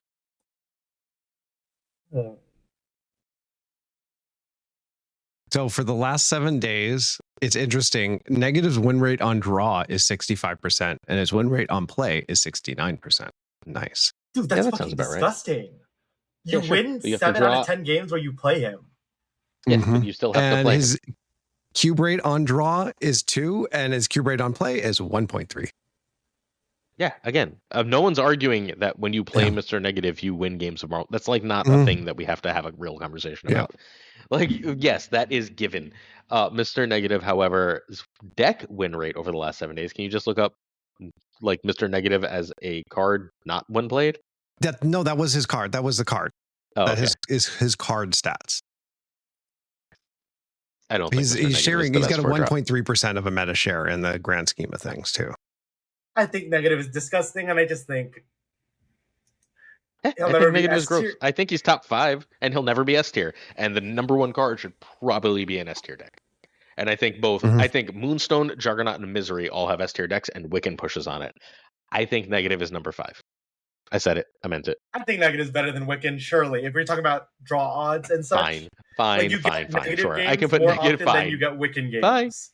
Fine. I'm hitting Wiccan left and right by just using the stupid domino Quicksilver thing. Although I do still lose when I play Wiccan. But you still draw Wiccan less often than you draw Negative. Because of the Quicksilver domino thing. Because of math. Yeah. Math says you're correct. All right, Misery, Juggernaut, Moonstone. Misery's number 1. I'll say it. Misery's number 1. Misery's 100% number 1. Oh, it's a 415. It's a 515. It prints a 515. It prints Red Skull with no downsides. I mean, what? It's a 621 then, right? Like, okay, yeah, it's disgusting. That's what it is. It's absolutely like what? Fine, yeah, and then you play Victoria Hand and everything breaks. But yeah, it doesn't matter. It's just, I don't know. I still think Moonstone has a real argument. But so fine. Criminal. All right, Moonstone or Juggernaut? Moonstone's worse now that Cosmic Ghost Rider exists, but Moonstone's definitely number 2. CGR really does fuck with Moonstone though. Like I was playing a Moonstone deck, and then they were like, "Oh, that guy runs Cosmic Ghost Rider." I'm like, "Shit, I'm dead." Yeah, that is genuinely the end of that deck. Yeah. Safety is farming people with Juggernaut currently. That's good to know. Safety sorry, no one's going to know this as this becomes a podcast, but Safety, do yourself a favor and put Fantasticar back in your deck. You're running all the cards I've been from Fantasticar. It's still a fucking 413. Play your 413. Sorry. PSA done. 5s. Hey, what are we cutting? Red Skull? Here, ready? Yeah, let's cut him now. I think we should cut Red Skull. Can we cut Fallen One? He fell. Yeah. We're definitely cutting. He fell down. He can't get up. He lost his Infinity Ultron too. Yeah. Yeah. Dude, 5/8. But Ultron was better than whatever they have right now. I miss him. I miss her. And more White Tiger is gone too. Darkhawk, Dino Ronin. That's such cope. Yep. Get that shit. And we're also cutting Nimrod. Yeah, Nimrod and Gilgamesh. And Modok Kusi. Sandman. Claw. The whole Sandman. right side. All right. I don't know if Cosmic Ghost Rider goes. It's just, I think it might be in the top 5. All right. Hellion, Blue Marvel, Black Panther, Blink, Nihilus all go? Blink stays. I'm down to Agamotto definitely goes. Ajax is gone, by the way. Wait. Can we look at... There's so few cards. We're deleting them so fast. Because they're bad. Here. Okay. Ready? Yeah, they're gone. Boop. Ajax is gone because that deck is bad now. Wait. Ajax over Anus? Really? Okay, sure. Problem solved. You see what the problem is about why we didn't cut Cosmic Ghost Rider? Yep. Bro, these 5 draws suck. Who's playing 5-cost cards? Yep. Actually, you know who should be here? Good. Oh, yeah. Mm-hmm. I don't know if it makes the list. I'm starting to doubt Pulse's credibility. He's making these lists without some good cards. Yes, like Red Skull, which we immediately cut. I'm bad at this. He forgot. Arrow, so I'm gonna cut. Damn, he forgot. Many good cards. I'm ready to cut Cosmic Ghost Rider. Yes. Yeah, I think his utility is just too. The Thing. You think Thing is better than him? I think Thing is really, really, really, really strong. Is Safety playing him right now? The Thing? Yes. Yeah, Thing is like severely underrated. Who? You think Blink? Over 5/6 Cannonball? I think 5/6 Cannonball. I think Cannonball's still number 1. Nah. That can't be right. I think the cut is Sarah or Legion. No, it's not Legion. It's Sarah. It's Sarah. We're cutting Sarah. It could also be Thing. We're not cutting Legion. I'll tell you that. Oh, we have to cut Blink. It's Blink. Stardust is Yeah. everywhere. It's Blink. I don't know what meta you're playing in. I haven't seen Stardust in like the last 3 days of games.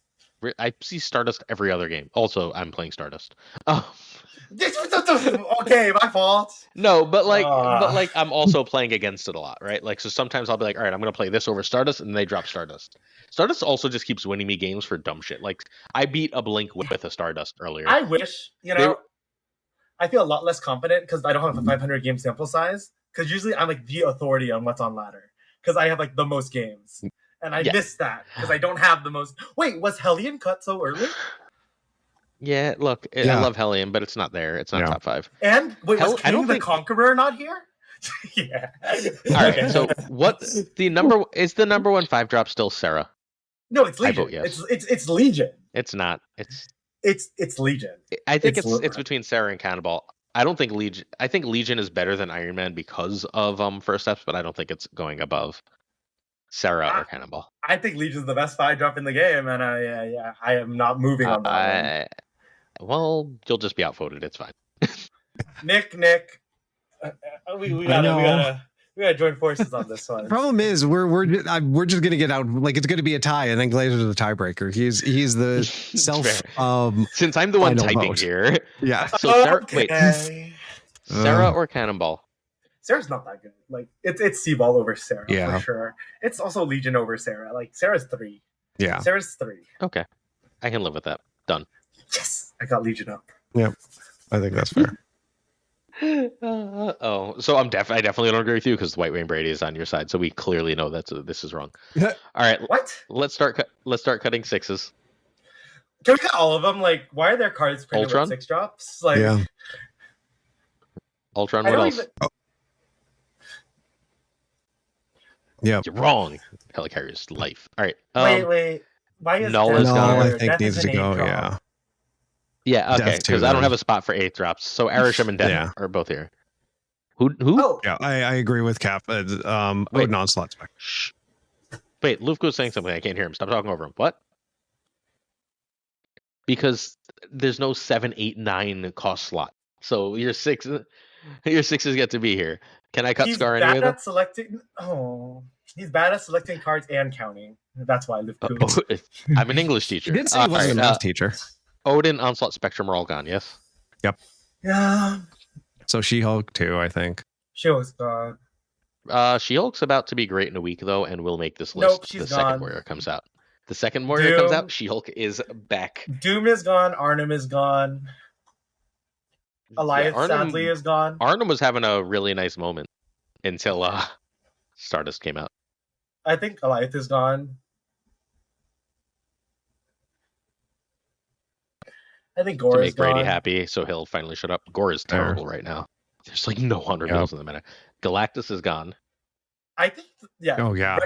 I think Emperor Hulkling too. I think Hulk is gone, unless you're playing against fucking Butt. I'm ready for Death to go. Death deck stopped existing a day ago. Yeah. And Arisham. Oh, I'm not ready for Arishan to leave yet. I mean, look, it's gone in 5 minutes or now. All right. I actually don't think it like leaves because of its freaking Golden Gauntlet performances.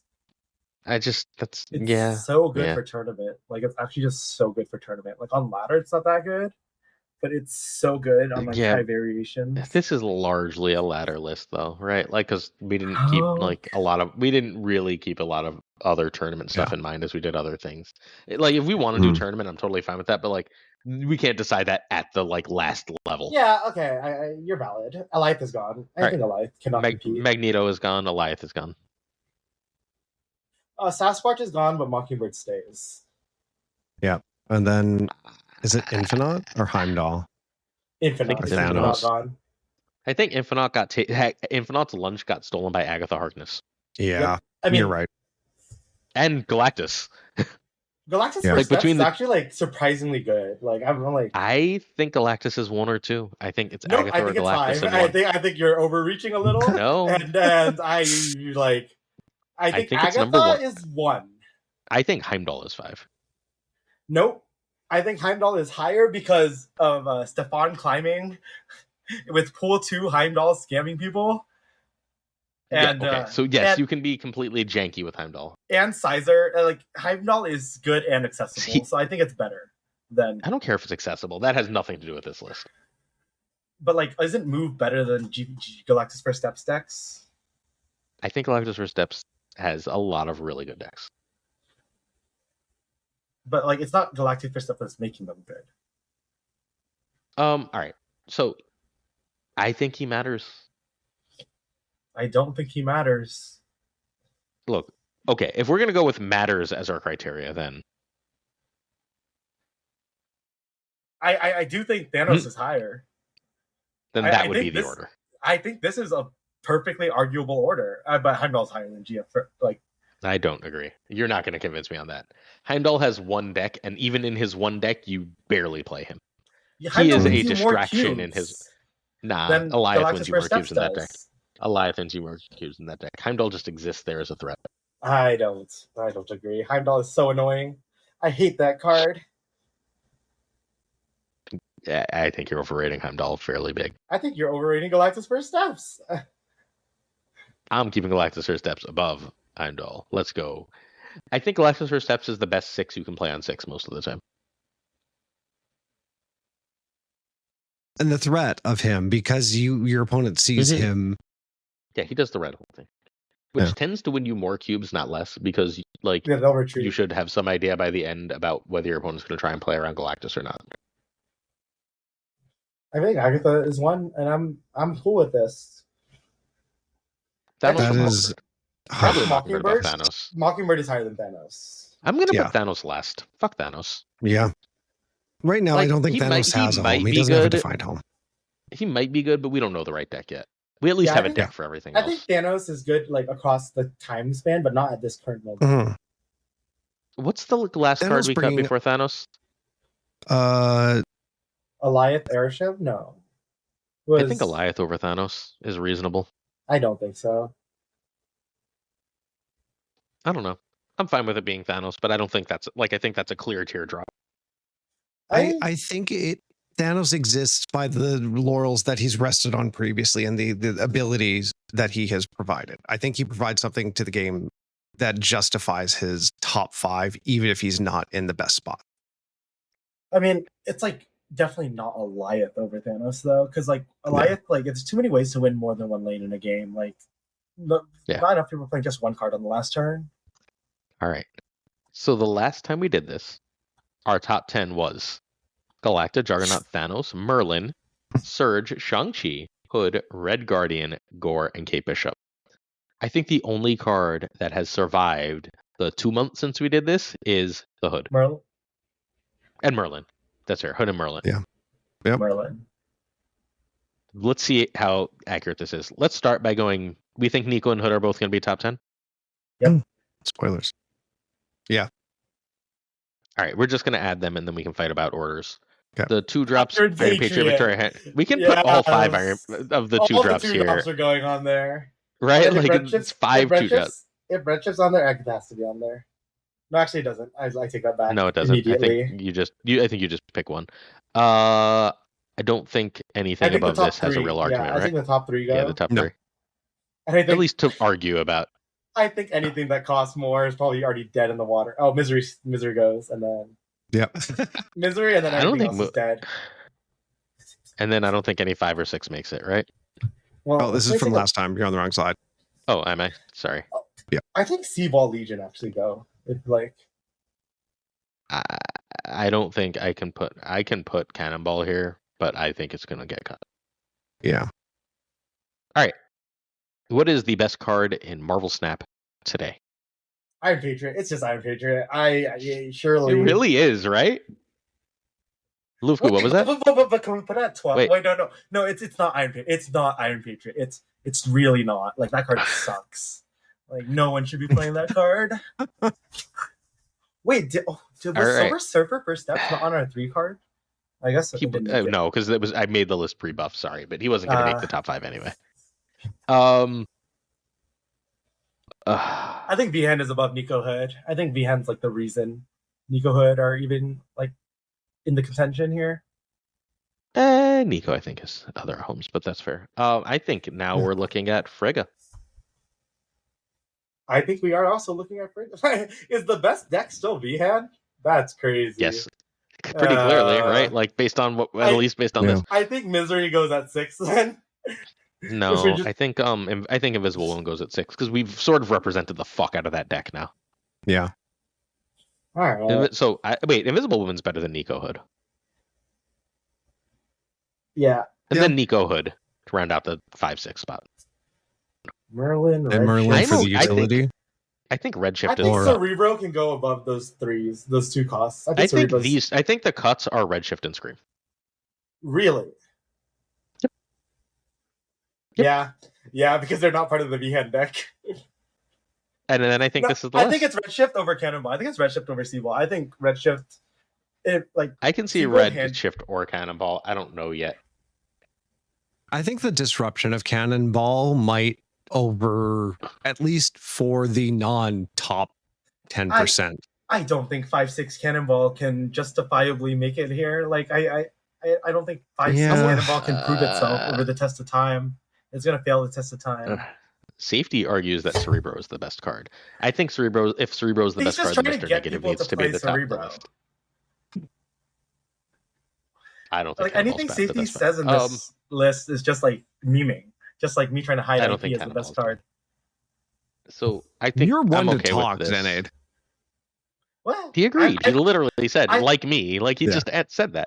I've never had an agenda once on this. I come here with is Cerebro over Merlin? Bias. I think Cerebro's better than Merlin. I think Merlin's like a little too situational right now, where like Merlin on paper is a good card, and in certain situations is a good card, but over like a course of 100 games, like you're drawing him late, etc. Like he does the thing like a good like 15 out of 100 games, but he's not necessarily like the concept of Merlin is disturbing. But I mean, practice, I think Merlin's one of the. I think I'm fine with Merlin at 8.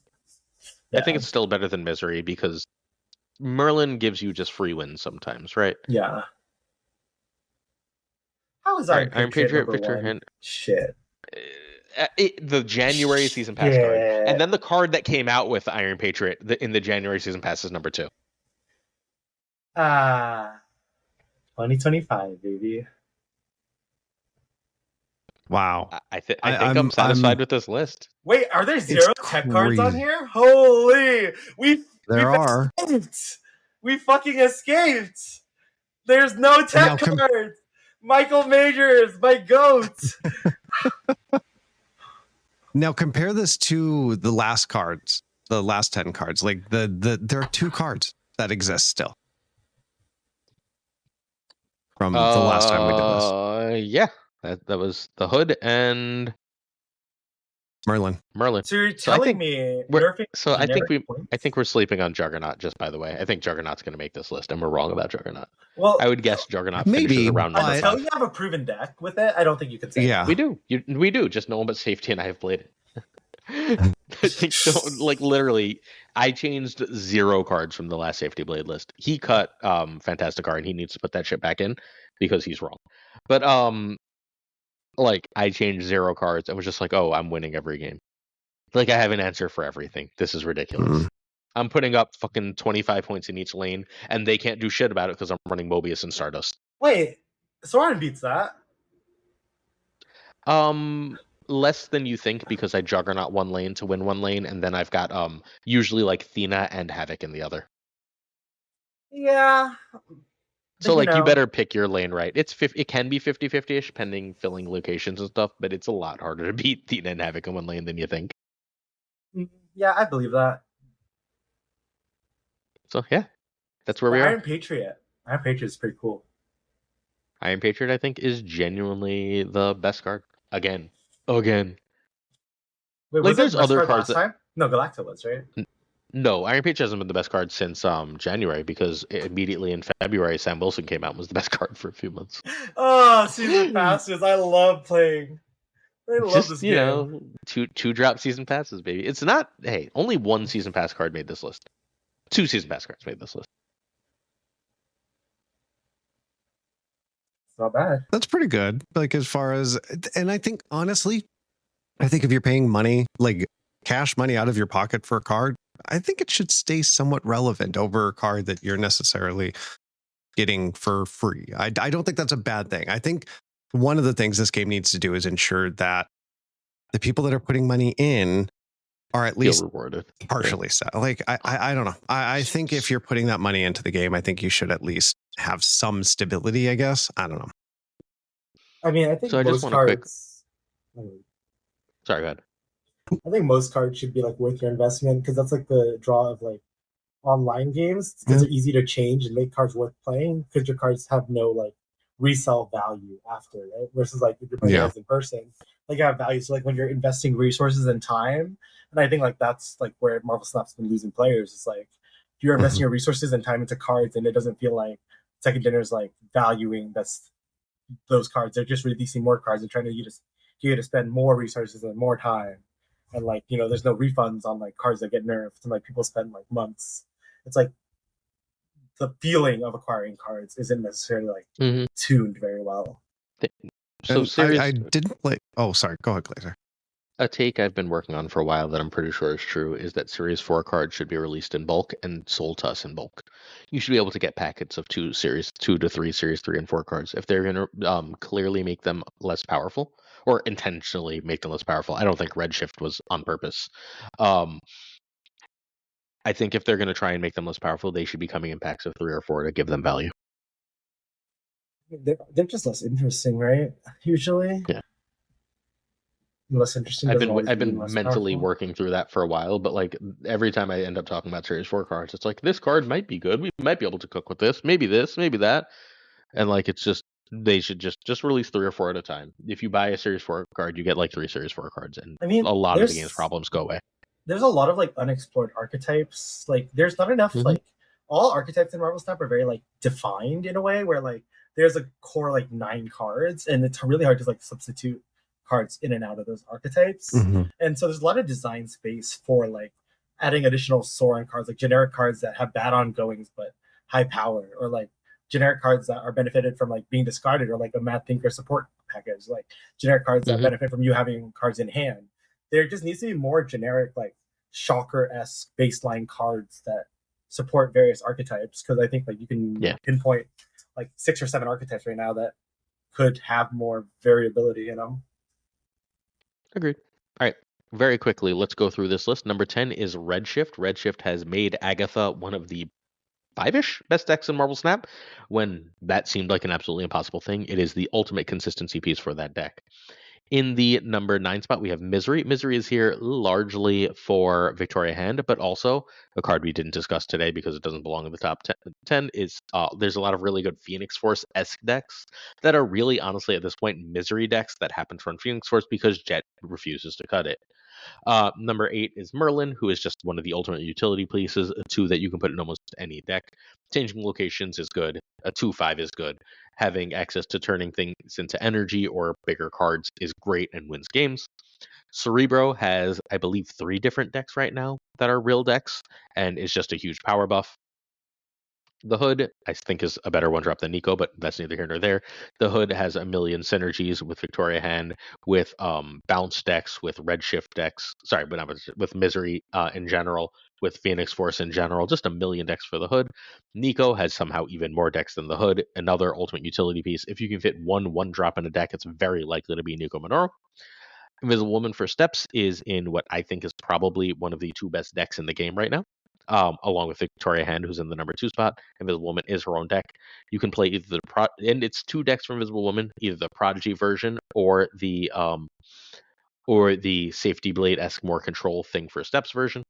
We have Frigga, which goes in 10 million decks from Victoria Hand to Bullseye to everything else. Frigga is all over the place to bounce. It is now in the Beast bounce deck all of a sudden, thanks Sizer, because he doesn't have to run Kaira anymore. It's just all over the place as one of the better cards as far as just, getting an extra copy of a card that's been buffed is great. Victoria Hand is probably the best deck. And Iron Patriot goes in not just the best deck, but has multiple play patterns that are really effective. You can play it on turn 2 to follow up by things like Gladiator, Negasonic, or Silver Surfer for Steps. You can play it on turn 3 with a Demon, and then Misery that pile on that turn. You can play it on 4 with a card like Victoria Hand and still get max value. There's a lot to like about Iron Patriot right now, the best card in Marvel Snap. Any arguments with anything I said? No. Our variant of the week is Ghost Spider. Zenade did not bother to answer me until we were ready to record. So Zenade's favorite Ghost Spider can suck my butt. What's your favorite Ghost Spider, Nick? It's going to 100% be the Rose Beach one. I think she's one of the better artists in the game, probably one of the best. I love her style. I love the pastel with the defined but also flowing features. It's stunning. I love it. Lufku?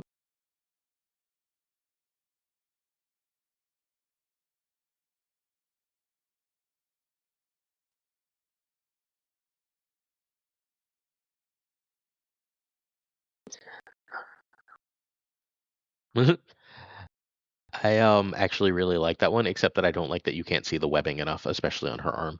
The like washed out webbing bothers me. That was like the whole problem. Although mine also has the same problem. The webbing is too washed out. I just really like Amanda Connor's arts. It feels a lot like the character in a strange way to me. When I think of Ghost Spider, this is the kind of thing I think of. A little bit messy, a little bit silly of a character, even if it's like it's a serious character, right? Like the Spider-Man character, but like it's also a little bit memey, a little like almost silly as a concept. Like, what if Gwen Stacy was Spider-Man in a different universe? Crazy, right? Ha! And then like this becomes big, and like it's a silly concept. It's a silly character, and in a way that Peter Parker has long moved away from. This still feels like a high school student. This looks like a high school student. I'm about it. Also, Amanda Connor. All good. All good. Lufku, why should people follow you?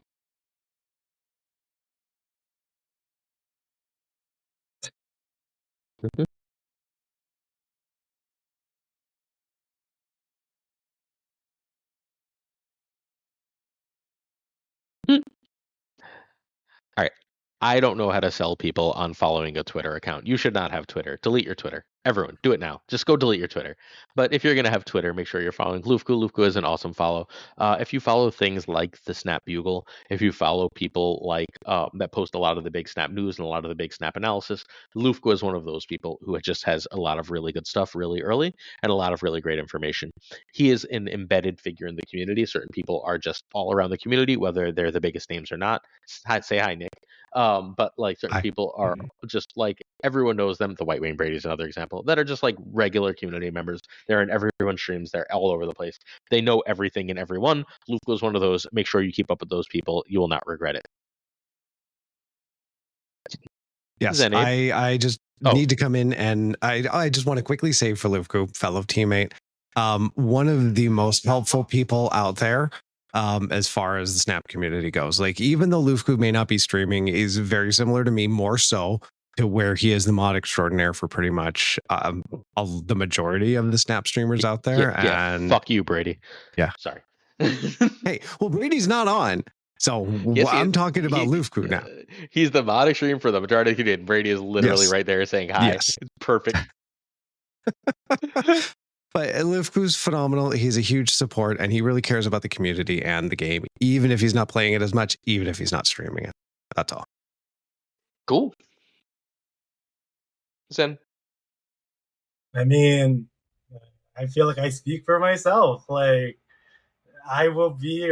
I do it for the plot. Like, come watch. Like, I also like serious content from time to time. Like, it really takes like a different mindset. But I'm one of the top players in Snap for a reason. Like, I think I have pretty decent takes. Or I'm well good at articulating my takes, and I do coaching, and I feel like I'm pretty decent at doing that too. So like, I just like helping people get better at the game and like actually think about the game, because I think like because it's so like limited, it's like so gated, people are access from cards and such. It's really hard to get better at Marvel Snap, and I'm really invested in getting people better at Marvel Snap. I have a thought, but I need to finish the text. You usually talk for much longer. I'm ready. I will yap a little bit while you're. Oh, okay. Okay, no, I'm ready. It is literally. I just wrote Lucky instead of Lufku as I was making a note to myself for something. All right, ready? You should follow Zenade. He is a teacher in America, and they don't pay those. I should know. You need to follow him and support him because, like, if you want him to still keep making content, like, he's got to keep having internet, and they don't pay teachers enough. So, like, you just have to support him. Make sure you're following Zenade because, like, teachers deserve food too. Thanks, America. Agreed. All right. And I would like to jump in and say, you may hear Zenade, you may think, oh, this guy is just a pokey troll. Yes, he is. But he's also one of the kindest and most generous people out there. And I think he ain't giving me shit except trouble. You asked for too much. Love. But no, Zenade is an amazing follow. Don't forget to follow his YouTube channel as well, the Snap Academy. He's a great follow. He's a great educator. Sorry. You're part of the Snap Academy. It is worthwhile being a part of Zenade. You will see gameplay that you will not see elsewhere. He has exceptional weird decks. Even if he does focus a little bit on creepy dinosaurs, that's okay. But no, Zenade is a great teacher. Nazis. Yeah. I was mastery level what? All right. Well, mastery level what, Zen? What? I do Snap more than anyone else. So, like, if you know, like, when people don't want to, like, gamble, like, if you want to see someone else gamble on your behalf, like, I click that button more than once a game, and I don't even think a lot of you know that's possible. It's possible. It doesn't do anything. Yeah, it goes snap, snap, snap, snap, snap, snap, snap, snap.